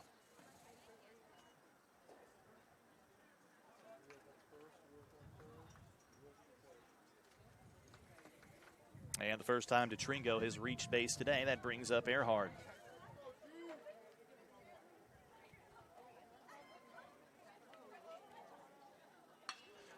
There's a high fly ball into left center field. Hyatt, though, is there in front of the track, and he hauls it in for out number 3. Well, the Spartans able to put runners on the corners, but can bring neither one home as Tampa strands 2, and we head to the bottom of the 6th. Eckerd still trailing 2-0.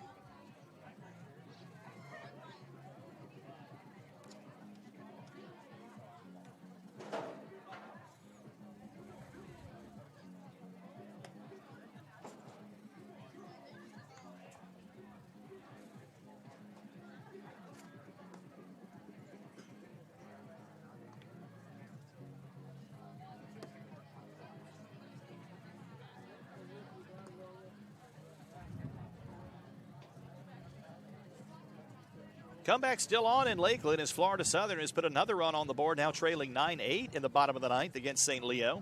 Palm Beach Atlantic still leads Lynn 5-3. They're in the 5th, and Rollins has now tied it up at Embry-Riddle 4-4 in the 6th.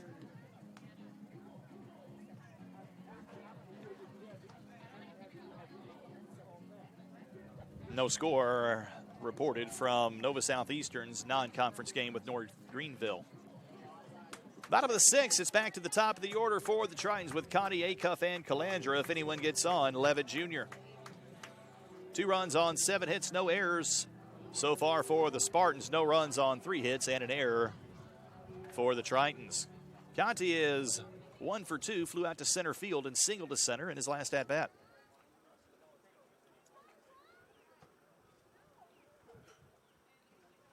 First pitch from LeBron, catches the inside corner for strike 1. Been very efficient through 5, only 59 pitches. That was his 60th.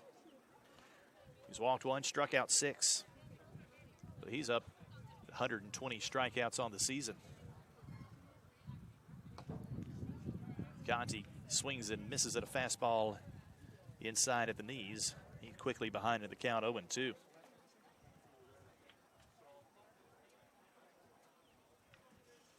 They'll have to fight out of the 0-2 hole.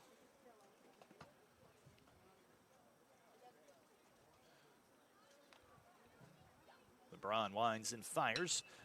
Hard hit ball. That's going to get just past the shortstop Galley and into left center field for a base hit. Conti now 2 for 3, and the Tritons put the leadoff runner aboard here in the bottom of the 6th.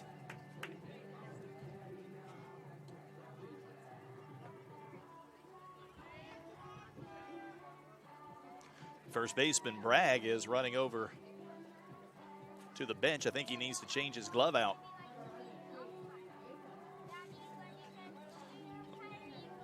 Whatever happened to Bragg's glove, he's got a new one.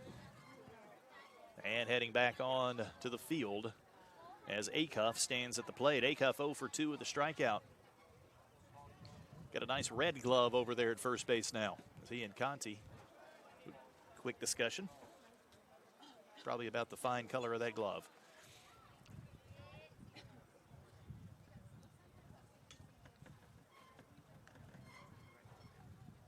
Acuff swinging at the first pitch, and it's a fly ball into left field. The left fielder, Smith, barely has to move, ends up coming in a couple of steps and hauls it in for the first out of the inning. So Acuff retired for the 3rd time, and that brings in Mitch Calandra. Calandra 1 for 2, struck out and singled.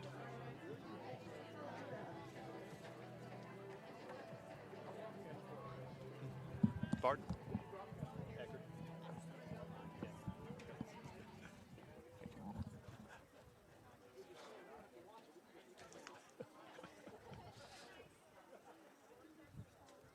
LeBron from the stretch with 1 out. Throw back to first. Conti slides back in safely.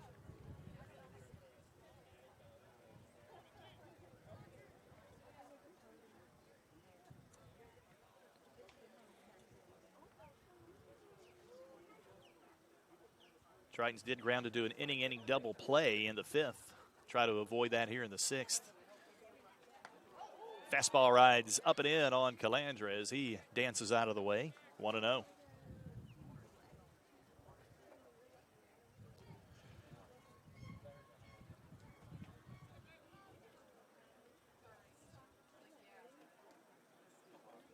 Conti with a modest lead away from first. His hit, the 4th of the game for Eckerd. Throw back to first. And again, Conti back in safely without a tag as the throw over to Bragg was high.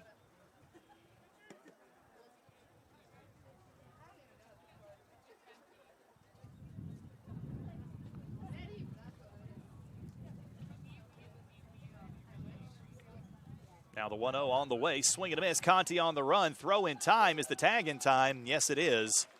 As Conti is cut down stealing 2-4. Didn't get a great jump on the hit and run. Calandra swung through it. The throw was away from the bag, but Servin got rid of it so quickly that the second baseman, Eckerd, had plenty of time to still make the tag. So 2 gone, bases empty now on a 1-1 count to Calandra.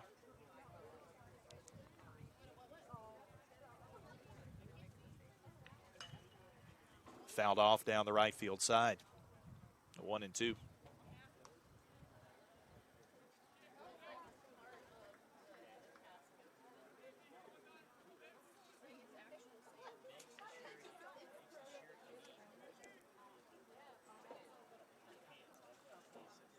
Now the 1-2. Swing and a miss, strike 3 on a slider down and away. Calandra down on strikes for the second time today, and for the second time in as many innings, the Tritons put the leadoff runner aboard, only to have that runner erased. Off to the 7th inning we go. Tampa still leads 2-0.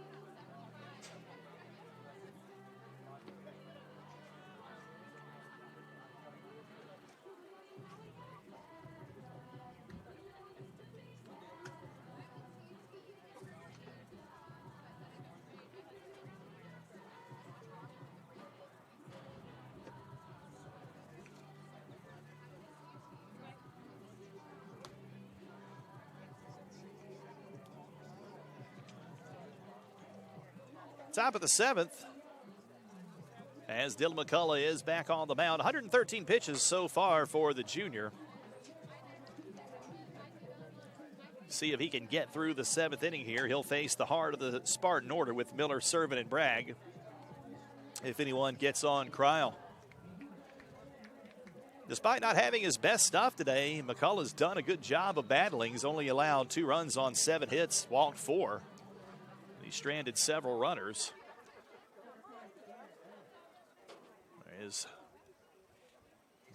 Doesn't appear to be any activity down in the Triton bullpen. First pitch on the way from McCullough is popped up in right field. That one slicing into foul territory. And a catch up against the fence. Did he haul it in? No, he did not. As the wind pushed that one over into the bullpen. And Romine up against the fence, hit the fence hard. Thought he might have had that one in his glove, but either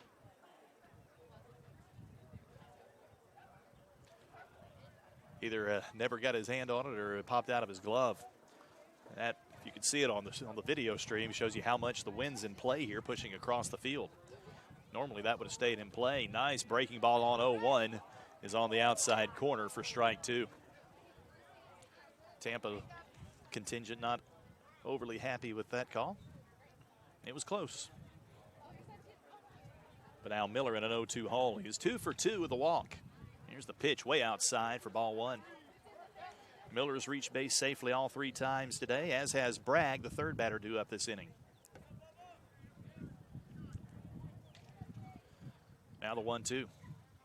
Breaking ball chopped foul over in front of the Tampa dugout just by the on-deck circle.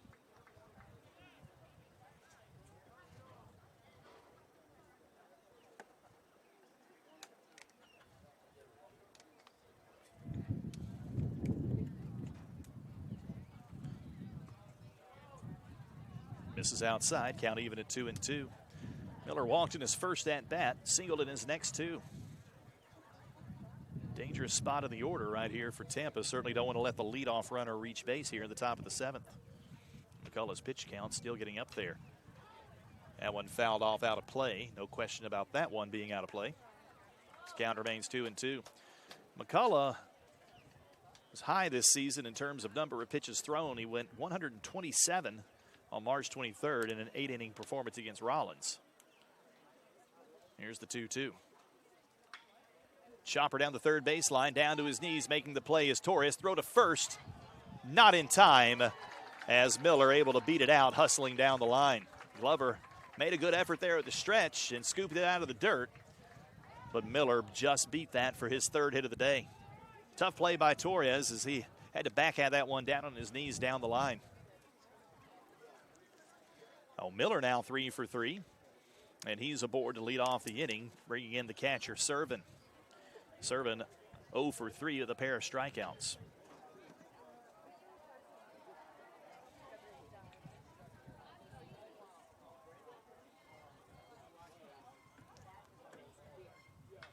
First pitch fouled off out of play.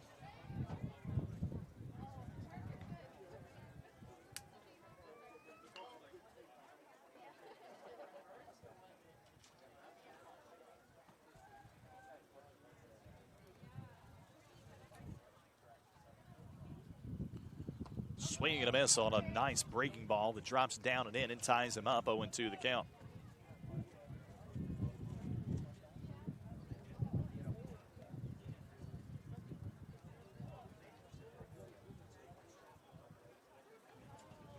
Now the 0-2.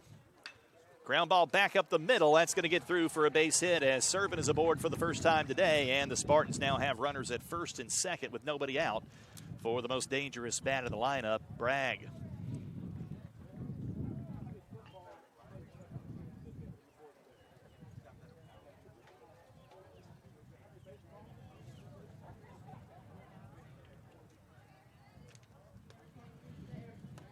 Bragg 3 for 3 with a pair of doubles and a single. First, we'll have a visit to the mound by Coach Josh Beauregard.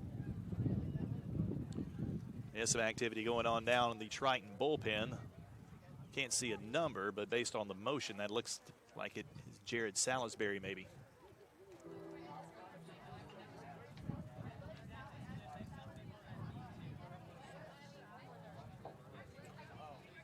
And we'll end the day for Dylan McCullough. Or not. Oh, boy. He came out of the bullpen, did Salisbury. And now he'll turn around, and go back. As Coach Beauregard made the visit, he never did make the signal down to the bullpen. Someone, I suppose, in the bullpen told him to go. But he shouldn't have. He goes back into the bullpen, and the conference on the mound comes to an end.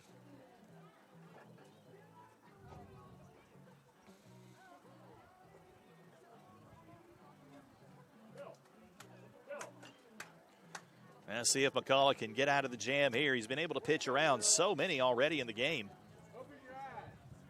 Tampa stranded 9 runners through 6.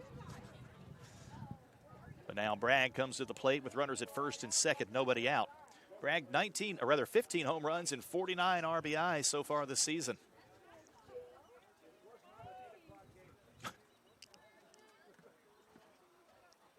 Time is called. It's Bragg digging in the box from the right side. We're back here tomorrow for a doubleheader beginning at 3. Senior Day at 2:30. Senior Day shouldn't take too long. Only 4 seniors on the Triton roster. Here's the first pitch to Bragg. He chases an off-speed pitch in the dirt for strike 1.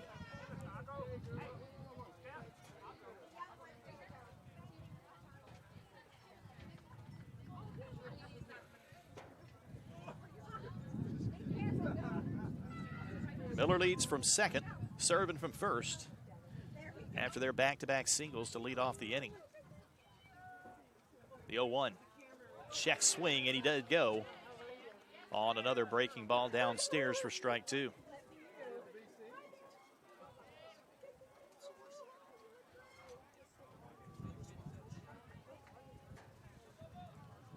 No balls, 2 strikes. Trying to retire Bragg for the first time today. Here's the pitch. That one down and in for ball 1.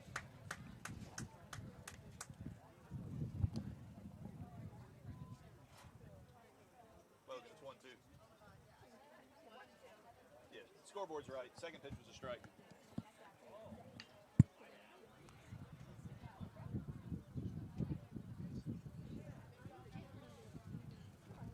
Check back to second. Now McCullough kicks and fires with a 1-2. Downstairs, ball 2.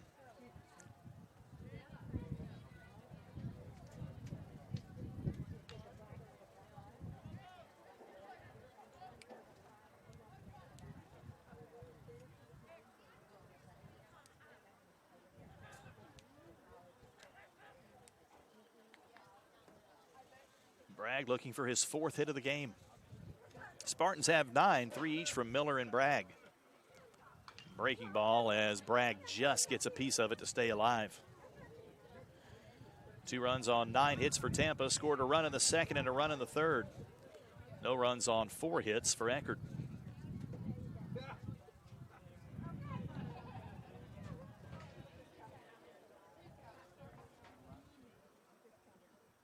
Triton's fighting, trying to get back to 500 on the season. 22-24.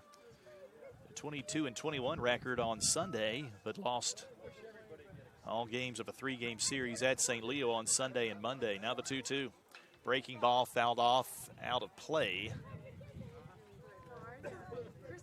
As Bragg stays alive, and the next pitch will be 130.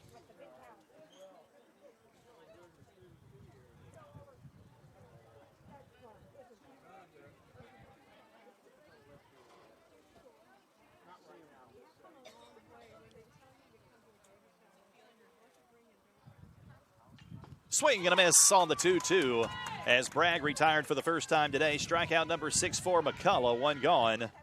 And that'll bring in Cryle, who is 0 for 1 with a pair of walks.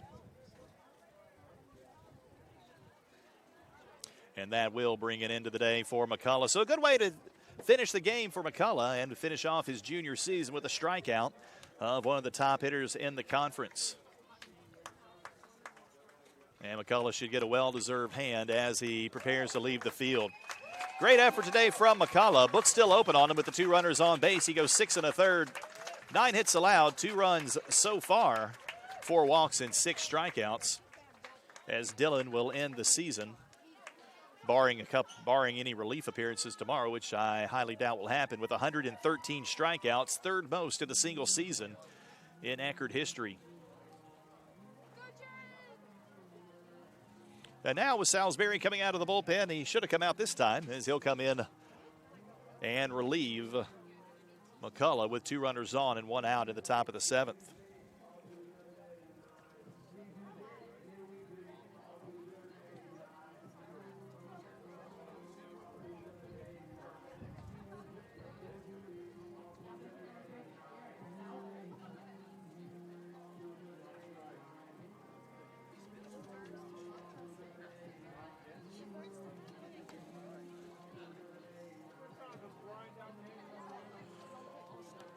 Salisbury, the sophomore from Tampa, is making his 15th appearance of the season, all in relief. Has an ERA of 3.60. No wins, no losses, and 1 save. 20 innings pitched. He's allowed 22 hits, 9 runs, 8 earned, walked 14, struck out 13. Opponents hitting .306 against him. So this might provide a difficult contrast for the Spartans, seeing him the first time. Doesn't throw nearly as hard as Dillon, but has a lot of movement on his pitches. Most of his movement, instead of up and down like Dillon's, is more side to side. So the thought here might be it'd be difficult for Tampa to adjust to that change in pitching. He will have a tall task here with runners at first and second and 1 out.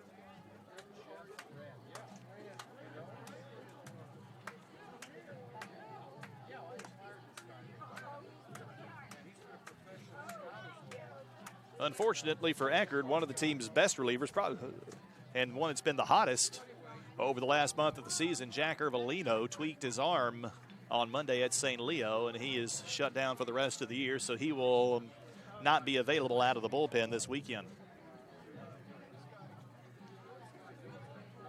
So Cryle will step in, looking to add to this 2-0 lead for Tampa.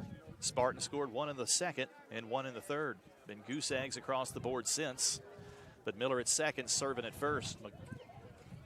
Salisbury will work from the stretch and brings the first pitch. Catches the outside corner for strike 1.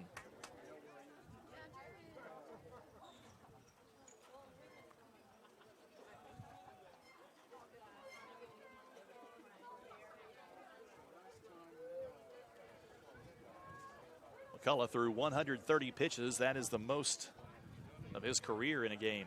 Here's the 0-1. Grounder back up the middle. Acuff steps on the bag at second, across to first for 2, and Salisbury comes in And 2 pitches later, gets a 6-3 double play to get out of the inning. So a good job by Salisbury coming in relief, getting out of the jam as the Spartans get a pair of hits but come up empty, and we head to the 7th inning stretch. Triton still trail 2-0.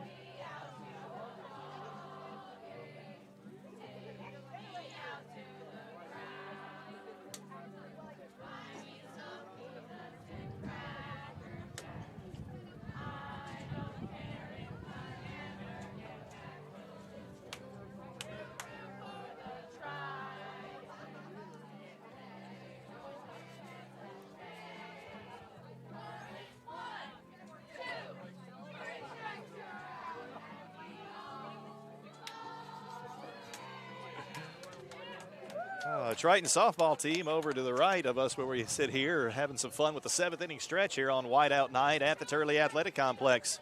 Florida Southern's comeback came up just short. They lose to St. Leo 9-8 in the back end of the doubleheader, so St. Leo takes 2 from the box today, 4-1 and 9-8. Embry-Riddle's moved back ahead of Rollins, leading 5-4 in the 7th. PBA still leading Lynn 5-3 in the 6th. And it's 2-0 here. Eckerd trailing Tampa as we go into the bottom of the 7th inning. David LeBron back on the hill, and efficiency has been his middle name today. 67 pitches is all he's needed. Through 6 innings, 4 hits, no runs, 1 walk. He struck out 7 so far.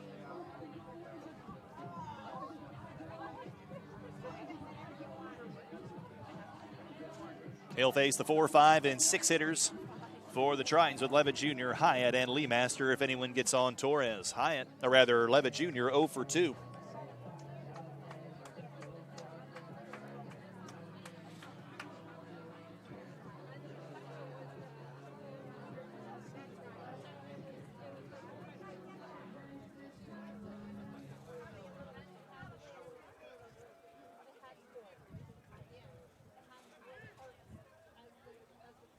First pitch from LeBron. 1 hopper to second base. And a quick throw across to first for out number 1. 1 pitch, 1 out as Earhart chose to play that soft line drive off the bounce. Had to get rid of it quickly, but threw a strike over to Bragg for the first out of the inning. And Triton's very aggressive early in the count here against LeBron. That's one of the things that's helped him keep such a low pitch count. Garrett Hyatt now comes to the plate. He's 0 for 2. Soft line drive out to second base in his last at-bat.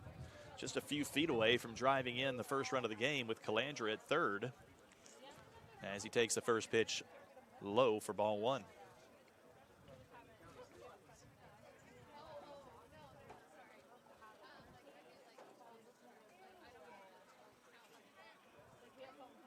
Now the 1-0. That one catches the outside corner at the knees. Count even 1-1.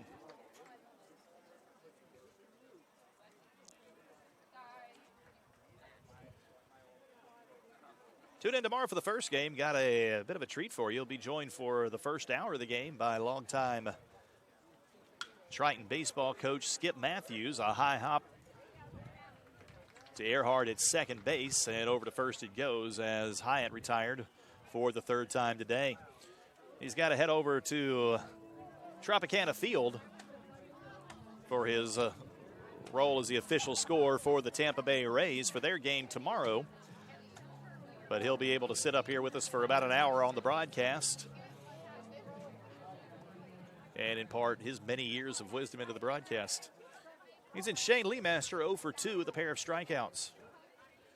See if he can get to LeBron this time. First pitch, there's a 1 hopper to Bragg at first. LeBron over to the bag and takes the throw for the 3-1 putout. 3rd out of the inning. So a quick 1-2-3 inning for David LeBron. He's got a shutout through 7. We go to the 8th. Spartans still lead 2-0.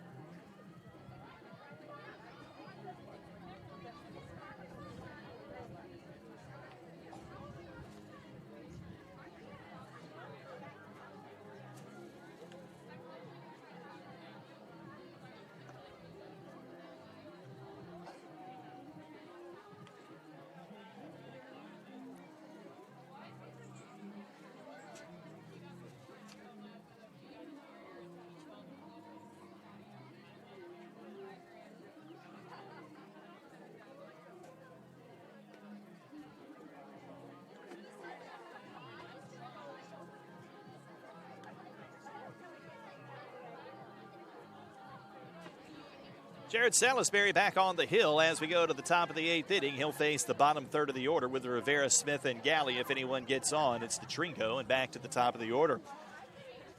Only threw 2 pitches in the 7th. That second one got an inning-ending 6-3 double play to keep the score at 2-0. Now he'll head to the mound to begin the 8th inning.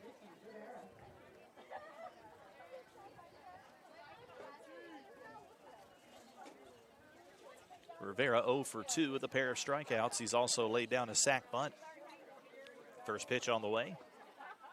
Down and away, ball 1.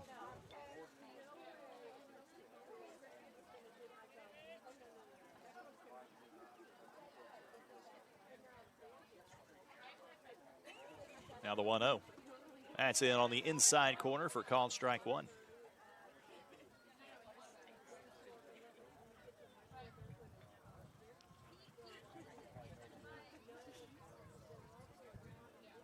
Now the 1-1. Over but low, ball 2. Some more activity down in the Triton bullpen. It looks like Cam Lanzilli getting loose. 2-1 on the way. Down and away, ball 3.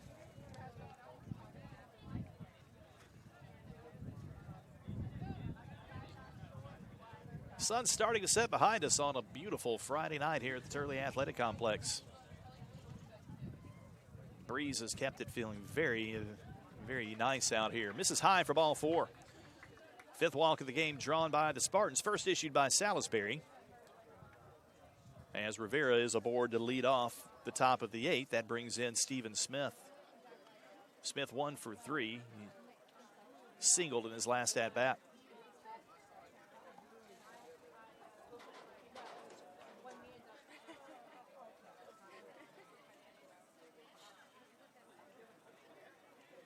First pitch high and away, ball 1.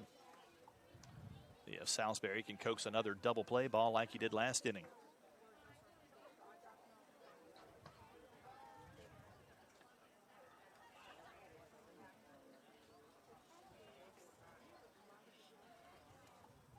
There's a line drive, base hit into right field. Romine cuts it off. Rivera rounding second on his way to third.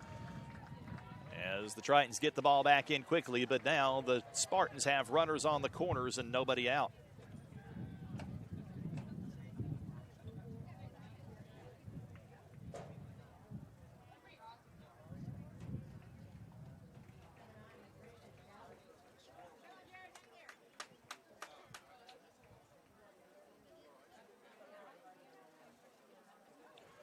That'll bring in Brandon Galley. He's 1 for 3 with an RBI. Singled in Tampa's first run of the game in the second. Got a chance to add another one here with runners at the corners and nobody out.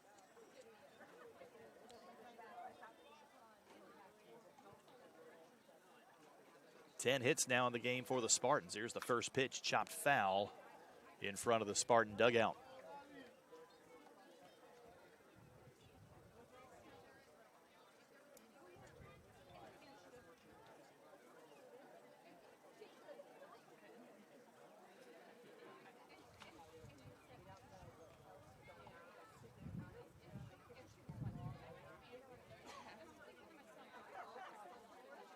Now the 0-1, line drive into right field. Romine is there to haul it in for the first out of the inning, but Rivera is able to tag and score with no throw. Makes it 3-0 on the second RBI of the day for Brandon Galley on the sacrifice fly. For Galley, that's his 20th RBI of the season, makes it 3-0 Spartans. Good job, Spartans.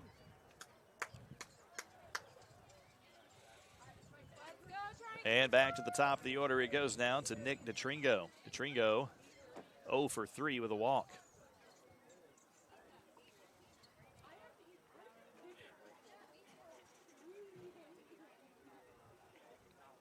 And that may bring it into the day. It will for Jared Salisbury. Coach Josh Beauregard heading out to the mound. Signal to the bullpen, and I believe it'll be Cam Lanzilli coming in to replace him.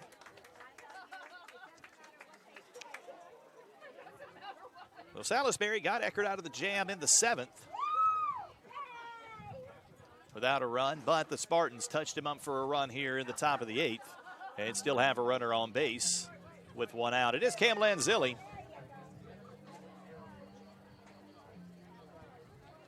He'll be making his 19th appearance of the season, 18th in relief. Lanzilli with a record of 2-0, 6.83 ERA, 27 2/3 innings pitched. He's allowed 37 hits, 26 runs, 21 earned, walked 18 and struck out 18. Opponents hit .311 against the junior from Stoneham, Massachusetts.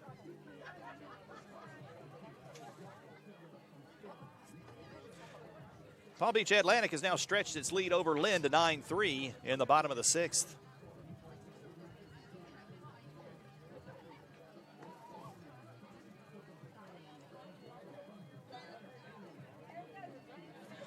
Book closed on McCullough, by the way. Never gave you his final line. He goes 6 1/3, 9 hits allowed, 2 runs, both earned, walked 4, and struck out 6 on a career high 130 pitches.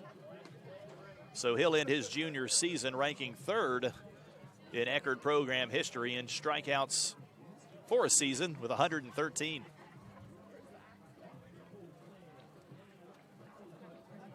And Dillon didn't have his best stuff today, but got to give him a lot of credit for pitching around some jams and some control problems. Runner at first, Steven Smith, belongs to Salisbury, so the book's still open on him as Lanzilli in relief will face Nick DeTringo. DeTringo 0 for 3 with a walk.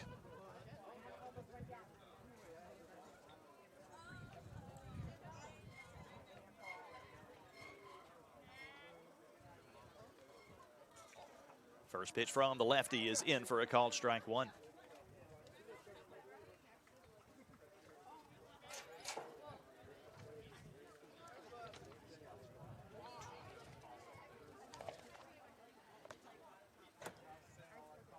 Looking to Calandra for the sign. Now Lanzilli doesn't like what he sees, wants another.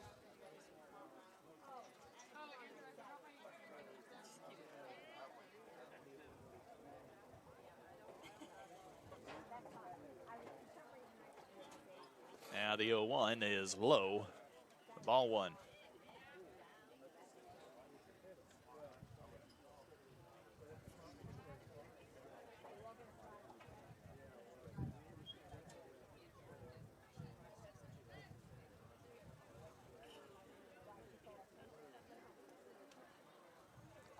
Here's the 1-1.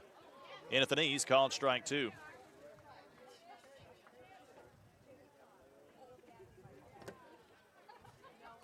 Lanzilli ahead of the count to Nick DeTringo, 1-2.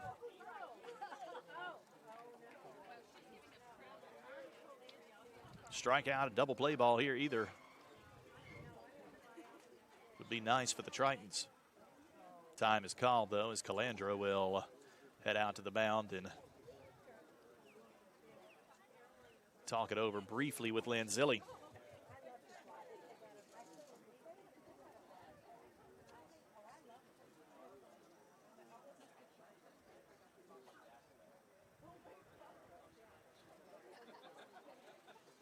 A 1-2 the count. Lanzilli working from the third base side of the rubber comes set. Now kicks and fires. Hard hit ball to Torres. Nice scoop by Torres over to second in time for the force out. Great play by Torres on a rocket hit right to him. Somehow able to scoop that out of the dirt on the short hop and throws it over to Conti, covering the bag for the 5-4 put out and the second out of the inning. Now DeTringo replaces Smith at first. 2 gone for Drew Eckerd. Eckerd 0 for 4.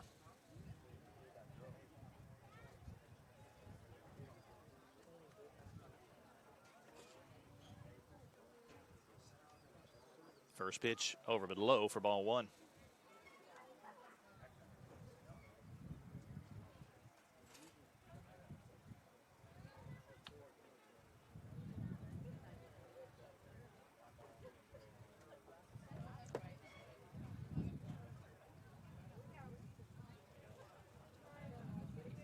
Throw back to first.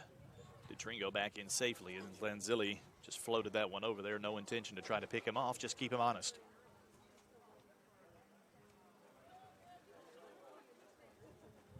A 1-0 the count to Drew Eckerd. 2 outs. Nick DeTringo at first. One run in so far for the Spartans in the inning. Just misses the corner, 2-0.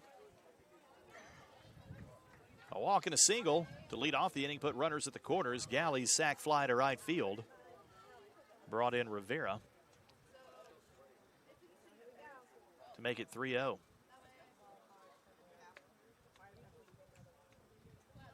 Now Lenzilli with the 2-0. Outside again, ball 3.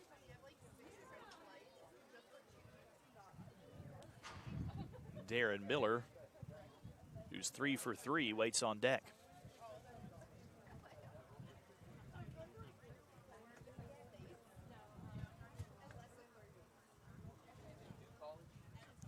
Outside again, ball 4. So a 4-pitch walk to Drew Earhart, his first walk of the game. 6th issued by Eckerd pitchers, and that does bring up Miller with 2 outs. Miller's 3 for 3, walked in his first at-bat, and is singled in his next 3. Also scored a run.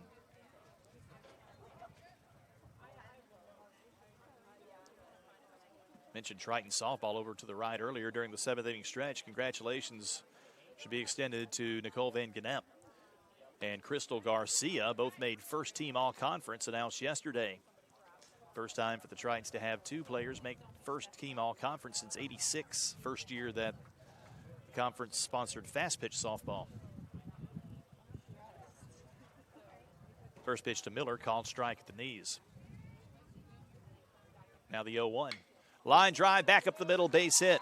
DeTringo will round second. He's on his way home. Glover cuts the throw. 2-out RBI single for Miller, his 4th single of the game. And the Spartans now lead 4-0.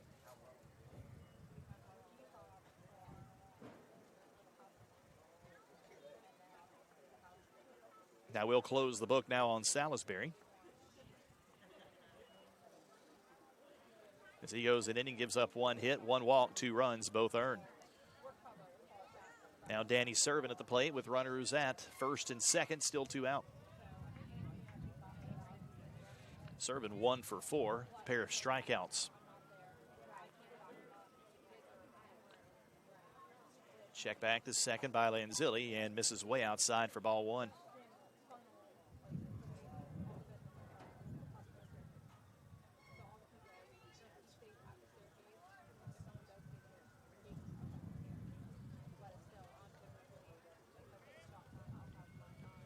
The 1-0. Breaking ball in at the knees, called strike 1.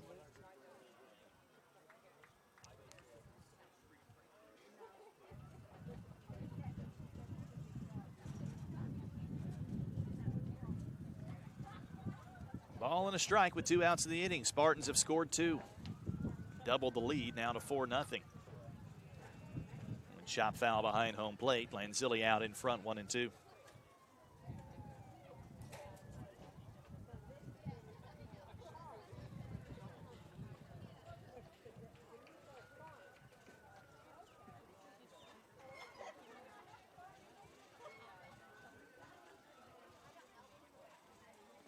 Lanzilli trying to get out of the inning. Now comes set from the stretch, kicks and fires the 1-2. Chopped off his leg.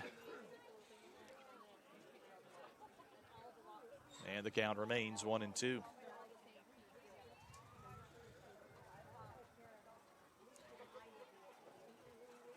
Hard to believe it, but tomorrow wraps up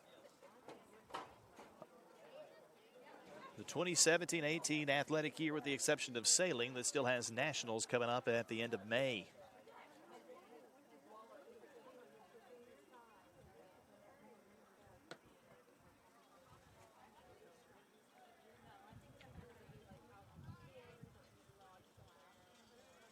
Now the 1-2 again.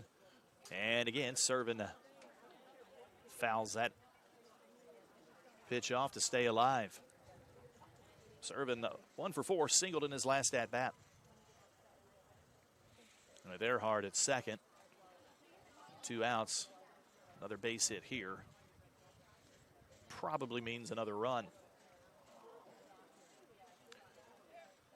Servin a big out to get with Bragg waiting on deck. Here's the 1-2. And again, fouled off down the first base line as Servin continues to just poke his bat out those pitches on the outside, getting a piece of them to stay alive.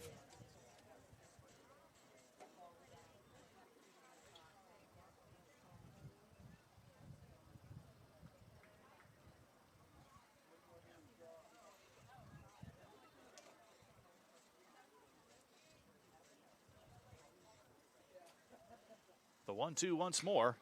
A hard hit ball to right field. Going back is Romine. And he makes the catch on the warning track for the third out of the inning. Good at bat by Servin as he fought and fought.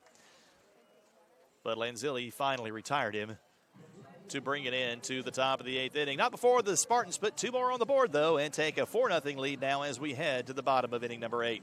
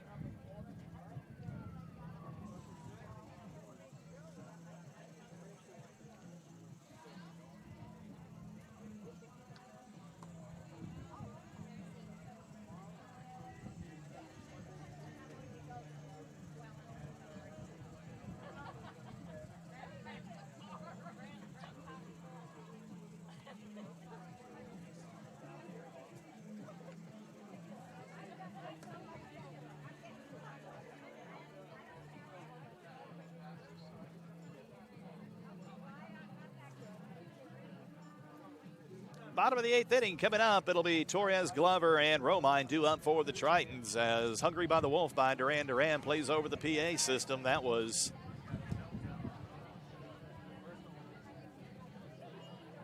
released on this day back in 1982, I want to say it was. One of the great songs from the 80s. And LeBron back onto the mound in his 8th inning of work. Only 72 pitches through 7 innings so far. Torres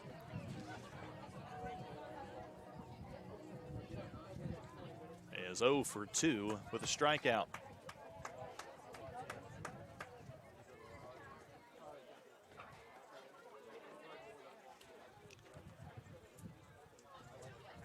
First pitch outside, ball 1. David LeBron, I do not believe, has thrown a complete game this season. Take a quick peek at his stats. He is not. Actually, no Spartan pitcher has gone the distance. Torres takes a big hack, comes up empty for strike 1. But with his pitch count so low, be interesting to see if Coach Joe Urso lets him try to go the distance. Here's the 1-1. High pop up on the infield on the right side now as the wind pushes it over. First baseman Bragg calling for it as he calls off Earhart and hauls it in, Earhart rather, and hauls it in for the first out of the inning.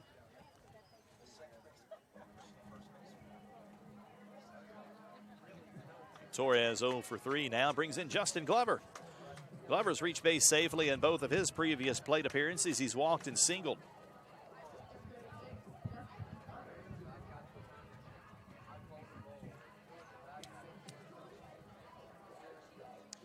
See if he can stay perfect from the plate today. LeBron winds and fires with the first pitch. Up and in, ball 1.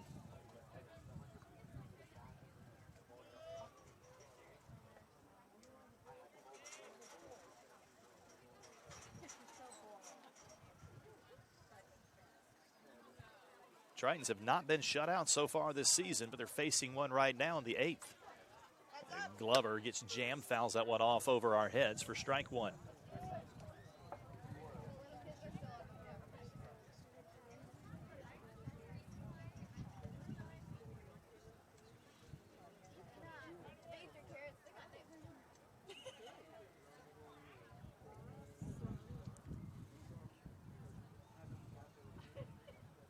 Now the 1-1 upstairs, ball 2. There's some activity down in the Tampa bullpen, just in case.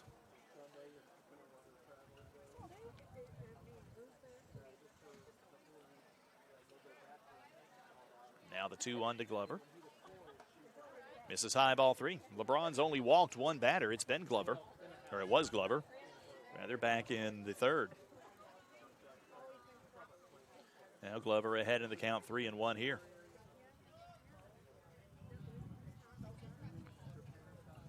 LeBron winds and fires. Fastball off the knees, fouled off out of play, and the count now full.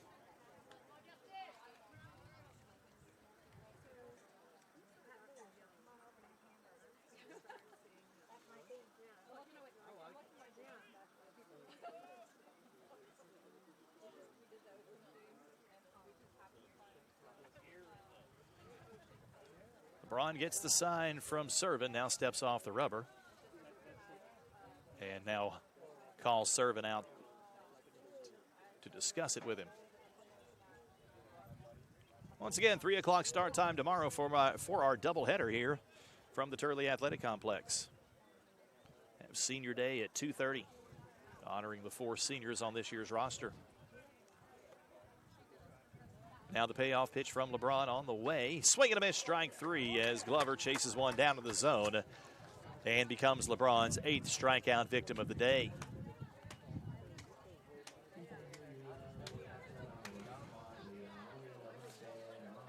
Two gone, bases empty for Jake Romine.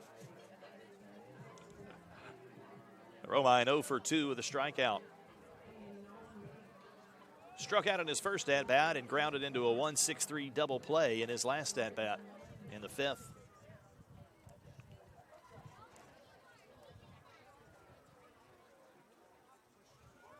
Long look in for the sign by LeBron. Romine calls time, steps out, steps right back in. First pitch to Jake Romine on the way is over but low for ball 1.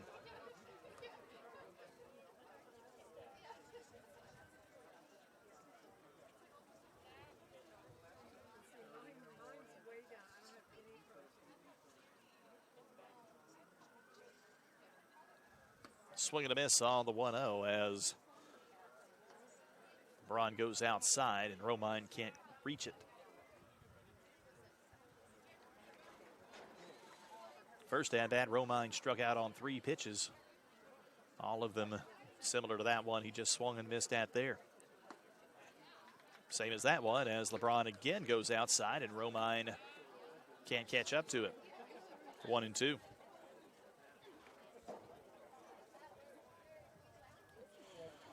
LeBron's been incredibly efficient today. Now the 1-2. Check swing. Appeal to the field umpire says he did not go. Count even at 2-2.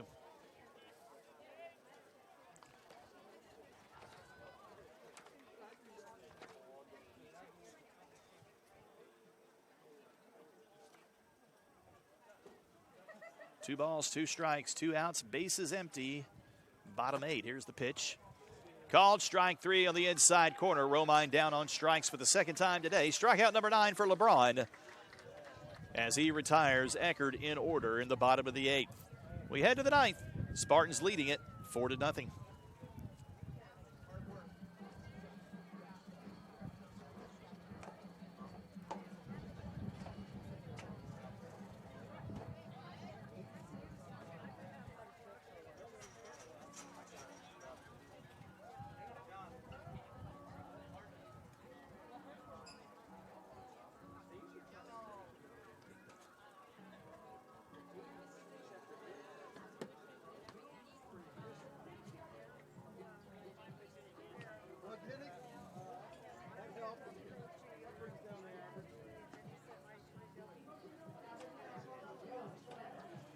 New pitcher to the game for the Tritons as we head to the 9th. It's Joey Favetta making his 20th appearance of the season.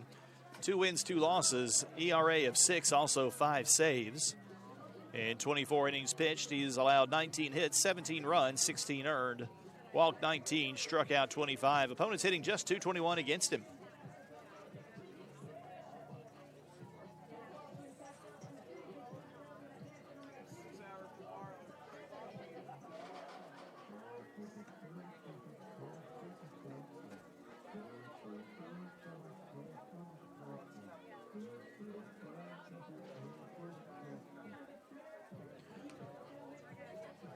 Favetta had a very hot weekend back at the end of March on March 23rd and 24th, where he saved every game of a 3-game series against Rollins.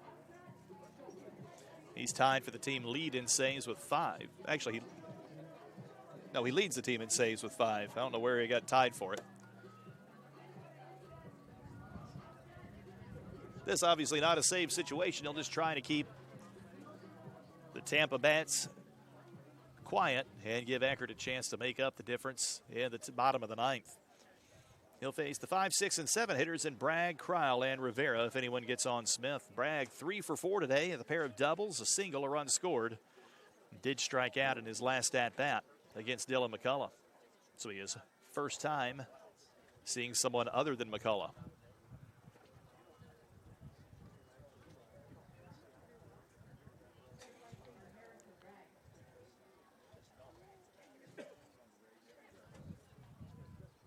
Favetta from the stretch, first pitch on the way. Breaking ball in for a called strike 1 just above the belt.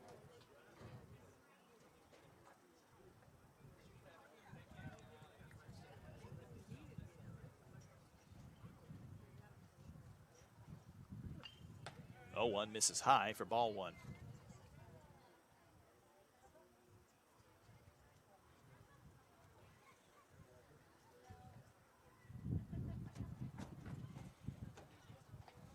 Now the 1-1, breaking ball upstairs again, ball 2.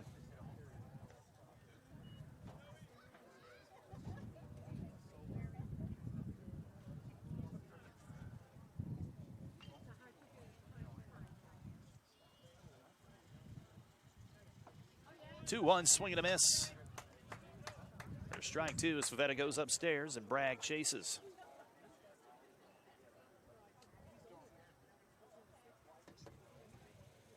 Favetta looking to set Bragg down on strikes for the second time today. Not Favetta, but the Tritons as a whole.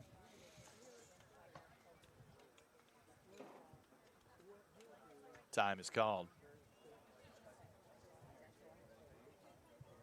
Favetta, the 4th pitcher of the game for Eckerd, as Coach Beauregard using his relievers short outings as much as possible to keep them fresh for tomorrow. Nick Alonso will most likely be the game 1 starter, followed by Robin Allen in game 2. Here's the 2-2. Swing and a miss, strike 3 as Favetta goes upstairs again. Bragg chases and comes up empty. Second time in the game that Bragg has been retired on strikes. 1 down for Connor Kryle.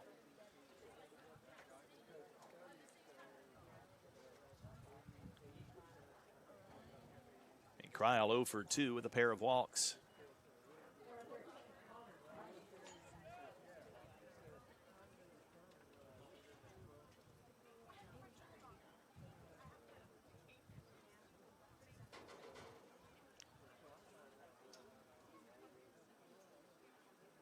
First pitch to Kryle on the way.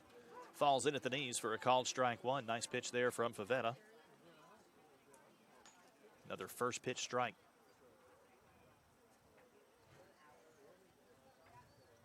He'll work from the third base side of the rubber. Now the 0-1. Upstairs, 1-1. 4 runs on 11 hits for the Spartans. No runs on 4 hits and an error for the Tritons as Calandra will head out in front of the mound to talk briefly with Favetta.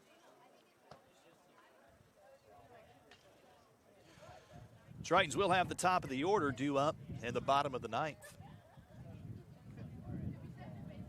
Question is, will they see LeBron, who's at 86 pitches now, or will the Spartans go to the bullpen? They do have some activity down there. Here's the 1-1.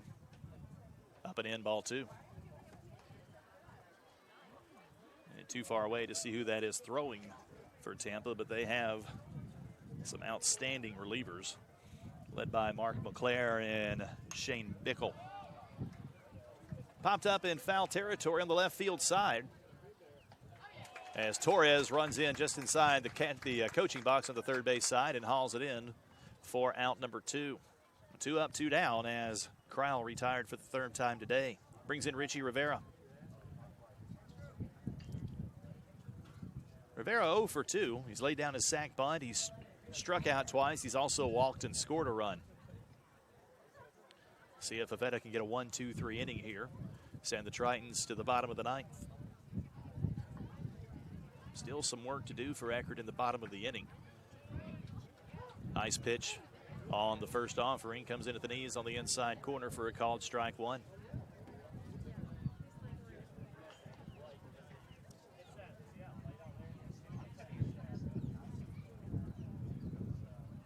Now the 0-1 up and in.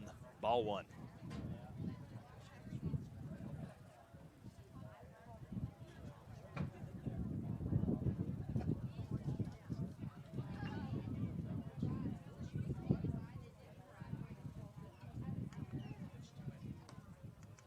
Misses inside, 2-1 now.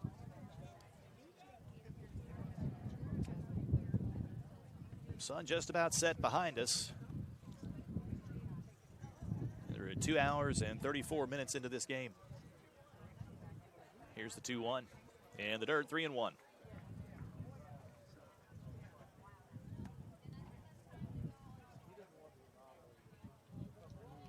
Steven Smith waits on deck if Rivera were to reach here.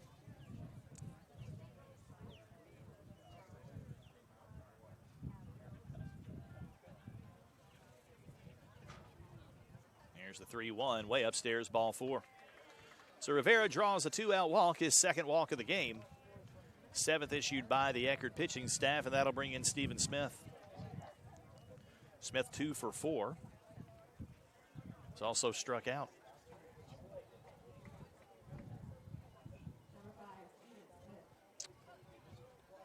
As well as grounded out. 11 hits and 7 walks for the Spartans. First pitch misses inside for ball 1. 18 base runners put aboard by Tampa. Only 4 runs to show for it so far.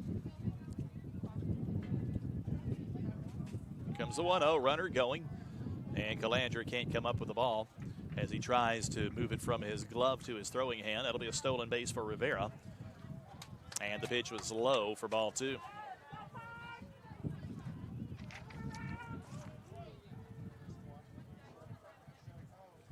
It's Rivera's 9th stolen base of the season. Again, the Spartans have only been caught stealing 5 times all year. The 2-0 on the way. Chopper to second. Conti right through the legs. Into right field it goes as Rivera comes in and scores on the 2-out error and makes it 5-0.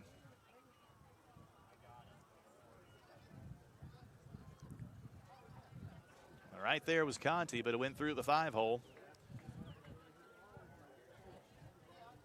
On the second error of the game for the Tritons.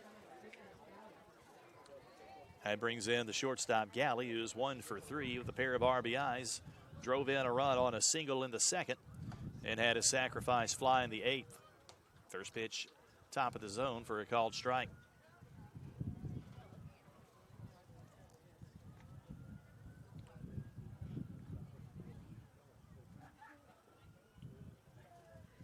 Now the 0-1. Upstairs, ball 1.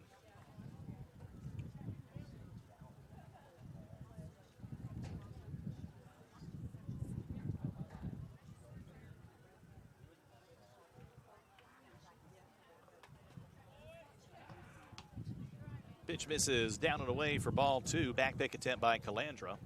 Smith back in safely underneath the tag of Glover.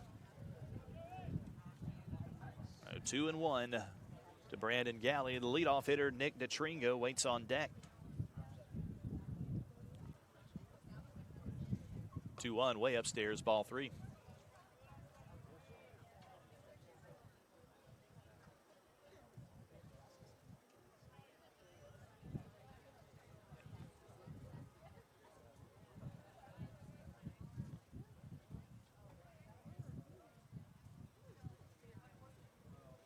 Now the 3-run runner going, ball 4. Galley draws a walk, second of the inning, issued by Favetta. Puts runners at first and second now. Back to the top of the order. It goes to Nick DeTringo. DeTringo 0 for 4 with a walk and a run scored.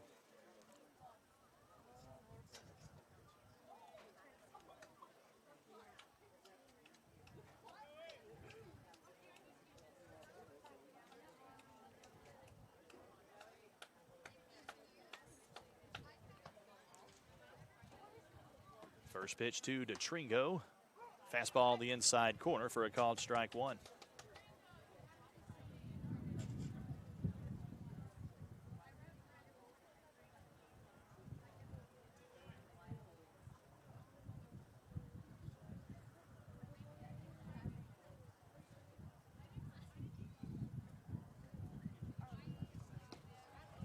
Inside corner again for a called strike 2 as Favetta quickly out in front.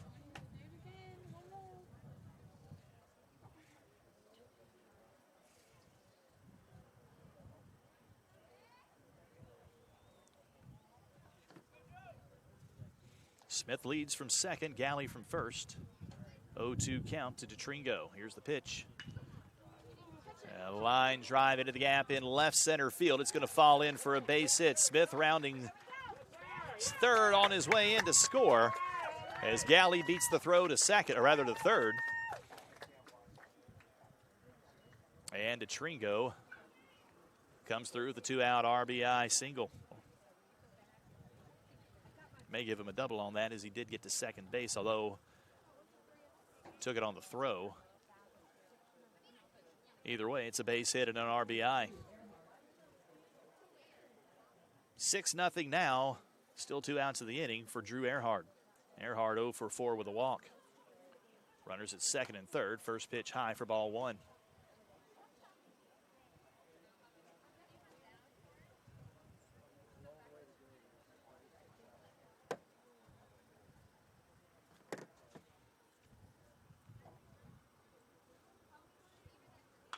There's a grounder between first and second. As Glover can't come up with it, Conti able to knock it down, but no chance to make the play at first. Another run in on the RBI by Eckerd makes it 7-0. And boy, when the sun goes down and the lights start shining on the field, it gets incredibly hard to see that ball on the infield from us through the fence up here. I don't know how it is on the stream, but I couldn't see that ball, period.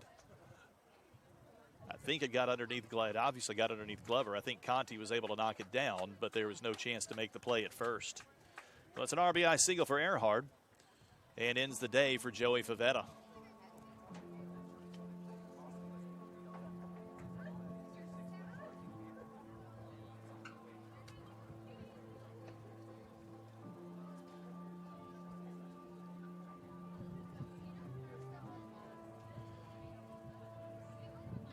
So Favetta out, and Gardner Nutter will come in, 5th pitcher of the game for the Tritons. Nutter making his 19th appearance of the year, all in relief. No wins, no losses, 4.82 ERA. 18 2/3 innings pitched. He's allowed 22 hits, 16 runs, 10 earned. He's walked 12 and struck out 14.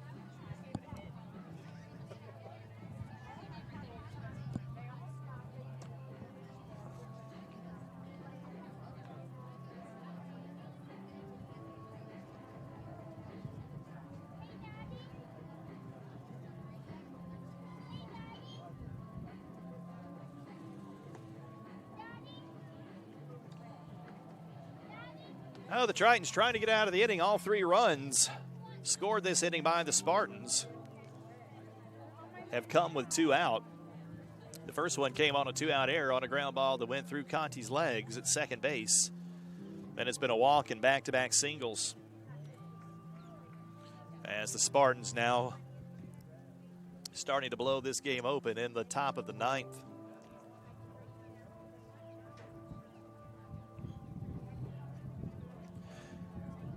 Rollins back in front of Embry-Riddle, 8-6 there in the 9th inning, and Palm Beach Atlantic leads Lynn 10-6 in the 8th.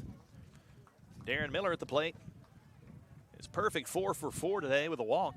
So he's reached base safely in all 5 plate appearances.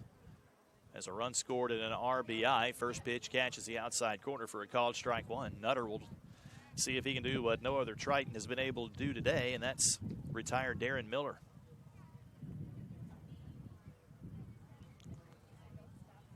Here's the 0-1. Check swing and misses outside, 1-1.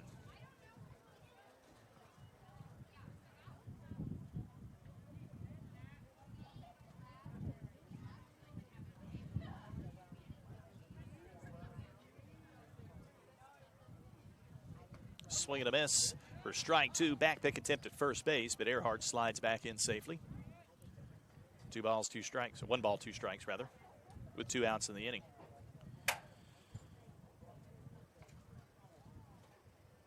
Still some activity down in the Tampa bullpen. The only question will be, will LeBron come back out in the 9th, see if he can finish the complete game. Breaking ball hit hard into center field. Going back is Hyatt, and it's off the base of the wall. One run is in. Here comes Earhart around third. He'll score. That's a 2-run double for Darren Miller, as he's now 5 for 5 on the day with his 2nd and 3rd RBI of the contest. For Miller, that's RBIs number 38 and 39 on the year, and makes it 9-0.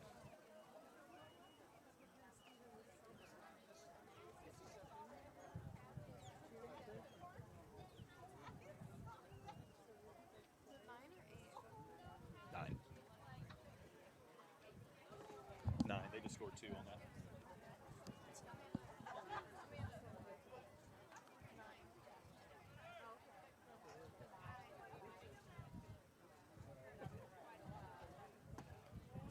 Swing and a miss on the first pitch to Danny Servin. He's 1 for 5 with 2 strikeouts.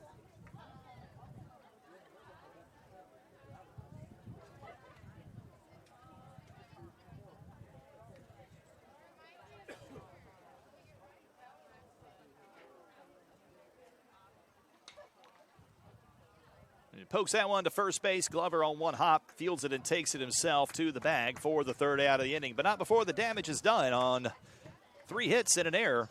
The Spartans score 5 runs and take a 9-0 lead into the bottom of the 9th.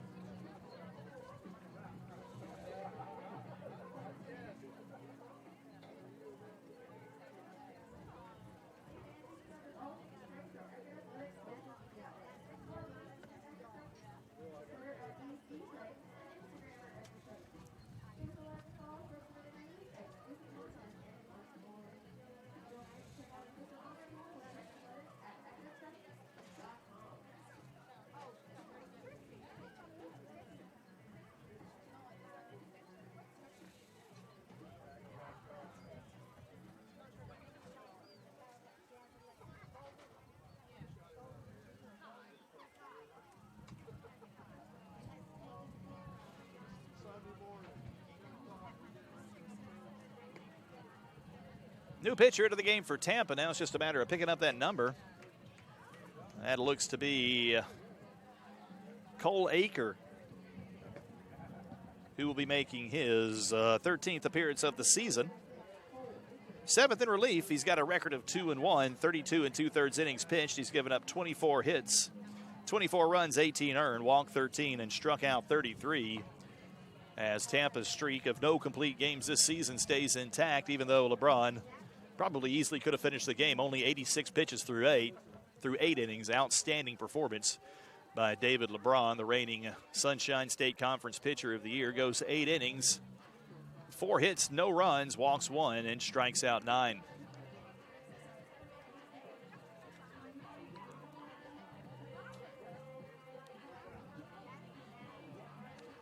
Tritons will have the top of the order due up.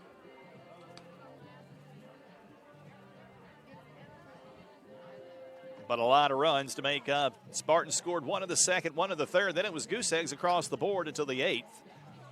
With 2 runs and a 2-out error, opened the floodgates in the 9th for the Spartans to score 5 more. So now 9 runs on 14 hits for the number 2 ranked team in all of NCAA Division II. Eckerd takes his final warm-up tosses, and he'll face Nick Conti to lead off the inning.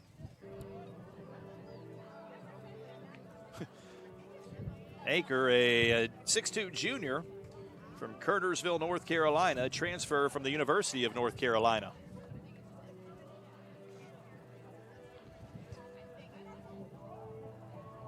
He'll face Conti, who's 2 for 3, flew out to center at his first at-bat, and is singled to center twice. Here's the first pitch, swinging and popped up foul out of play over our heads. Acuff will get another at-bat as he's on deck, and will look to extend his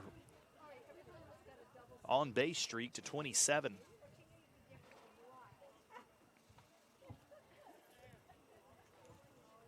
The 0-1 on the way. In the dirt, ball 1.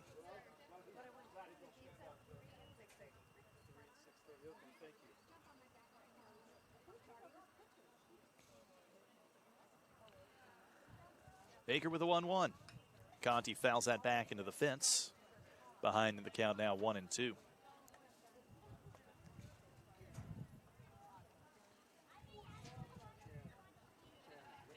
Several pitchers on this Spartan staff average more than a strikeout per inning. Cole Eckerd is one of them. There's a hard hit ball down the line in left field as it's inside the bag. Conti rounding first. He's going to try to get 2 out of it. And he will as he glides into second with a stand-up double, his 3rd hit of the evening. It's his 10th double of the season, team high.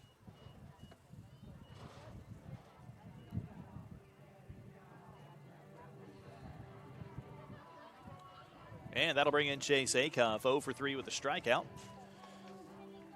Mentioned earlier on Monday, his 25-game hit streak came to an end. He did draw a walk in that game, so his on-base streak now sits at 26.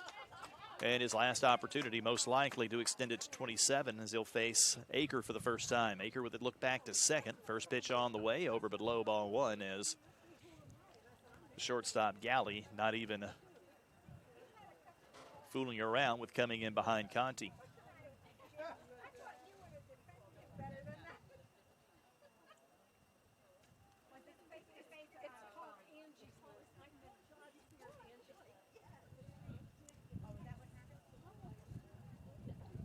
Now the 1-0.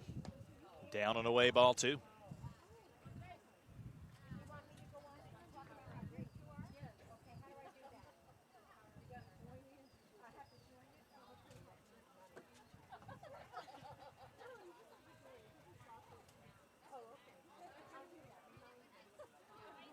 Now the 2-0 to Acuff. Down and away again, ball 3. So Acuff in the driver's seat here with a 3-0 count against Cole Eckerd.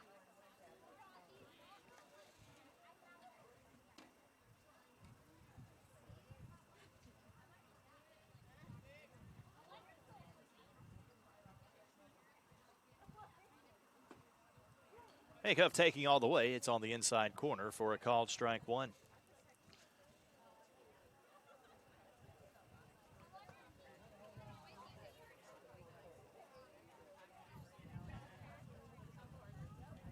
Three balls and a strike. Check back to second. Now fires. Check swing on the outside corner for a called strike 2.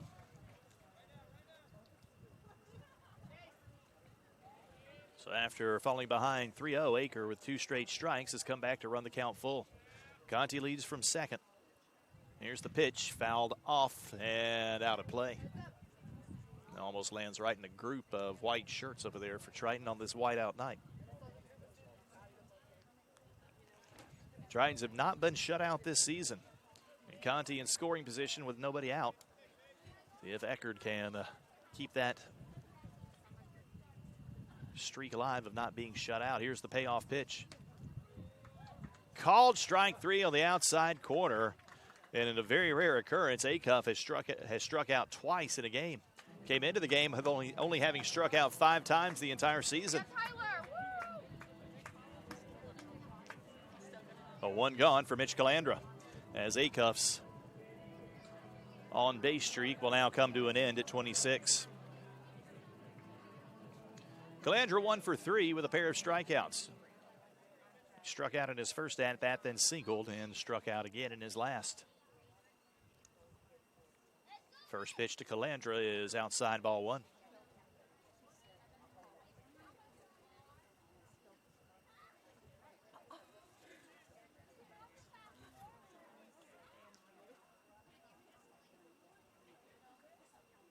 All 5 runs given up by Favetta, by the way, are unearned after that 2-out error extended the inning. Now the 1-0.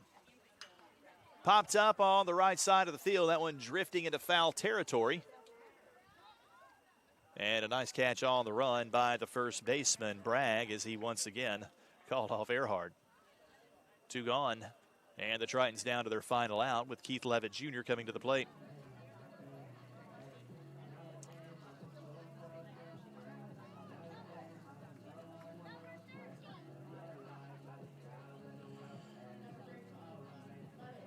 Keith 0 for 3 today, with 3 ground outs.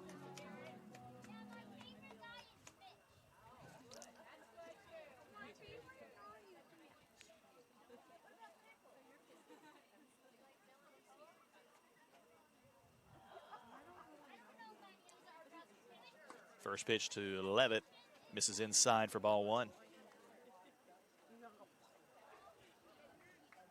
It's gone final in Daytona Beach. Rollins with an 8-6 win over Embry-Riddle. Also a final in West Palm Beach. Palm Beach Atlantic defeats Lynn 10-6. So this is the only conference game still yet to finish. 1-0 over but low, ball 2, as we're coming up now on the 3-hour mark.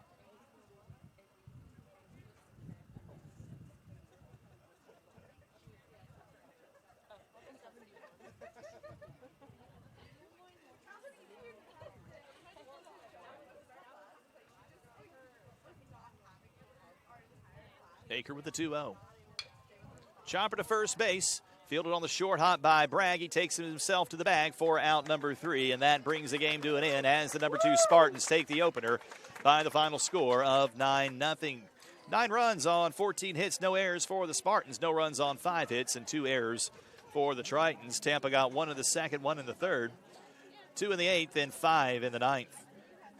LeBron the winner. He improves to 9-0 on the season.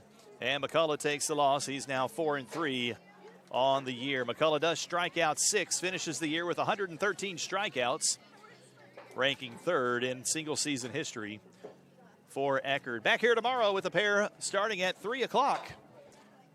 Scheduled pitchers will be Nick Alonso for Eckerd and Kevin Pimentel for Tampa. We'll also have Senior Day festivities taking place at 2:30. We'll have that on the Triton Sports Network at 2:30, so be sure to tune in for that to see our 4 seniors honored before the start of the doubleheader with Kevin Kane. Try to do this off of memory. Derek Lemonsdorf, Nick Alonso, and Gardner Nutter. Otherwise, that wraps things up for us here on this Friday night from the Turley Athletic Complex. Airtime tomorrow of 2:30 as the season will wrap up tomorrow for the Tritons here against Tampa. Thanks for watching, everyone. Have a great night. We'll see you tomorrow.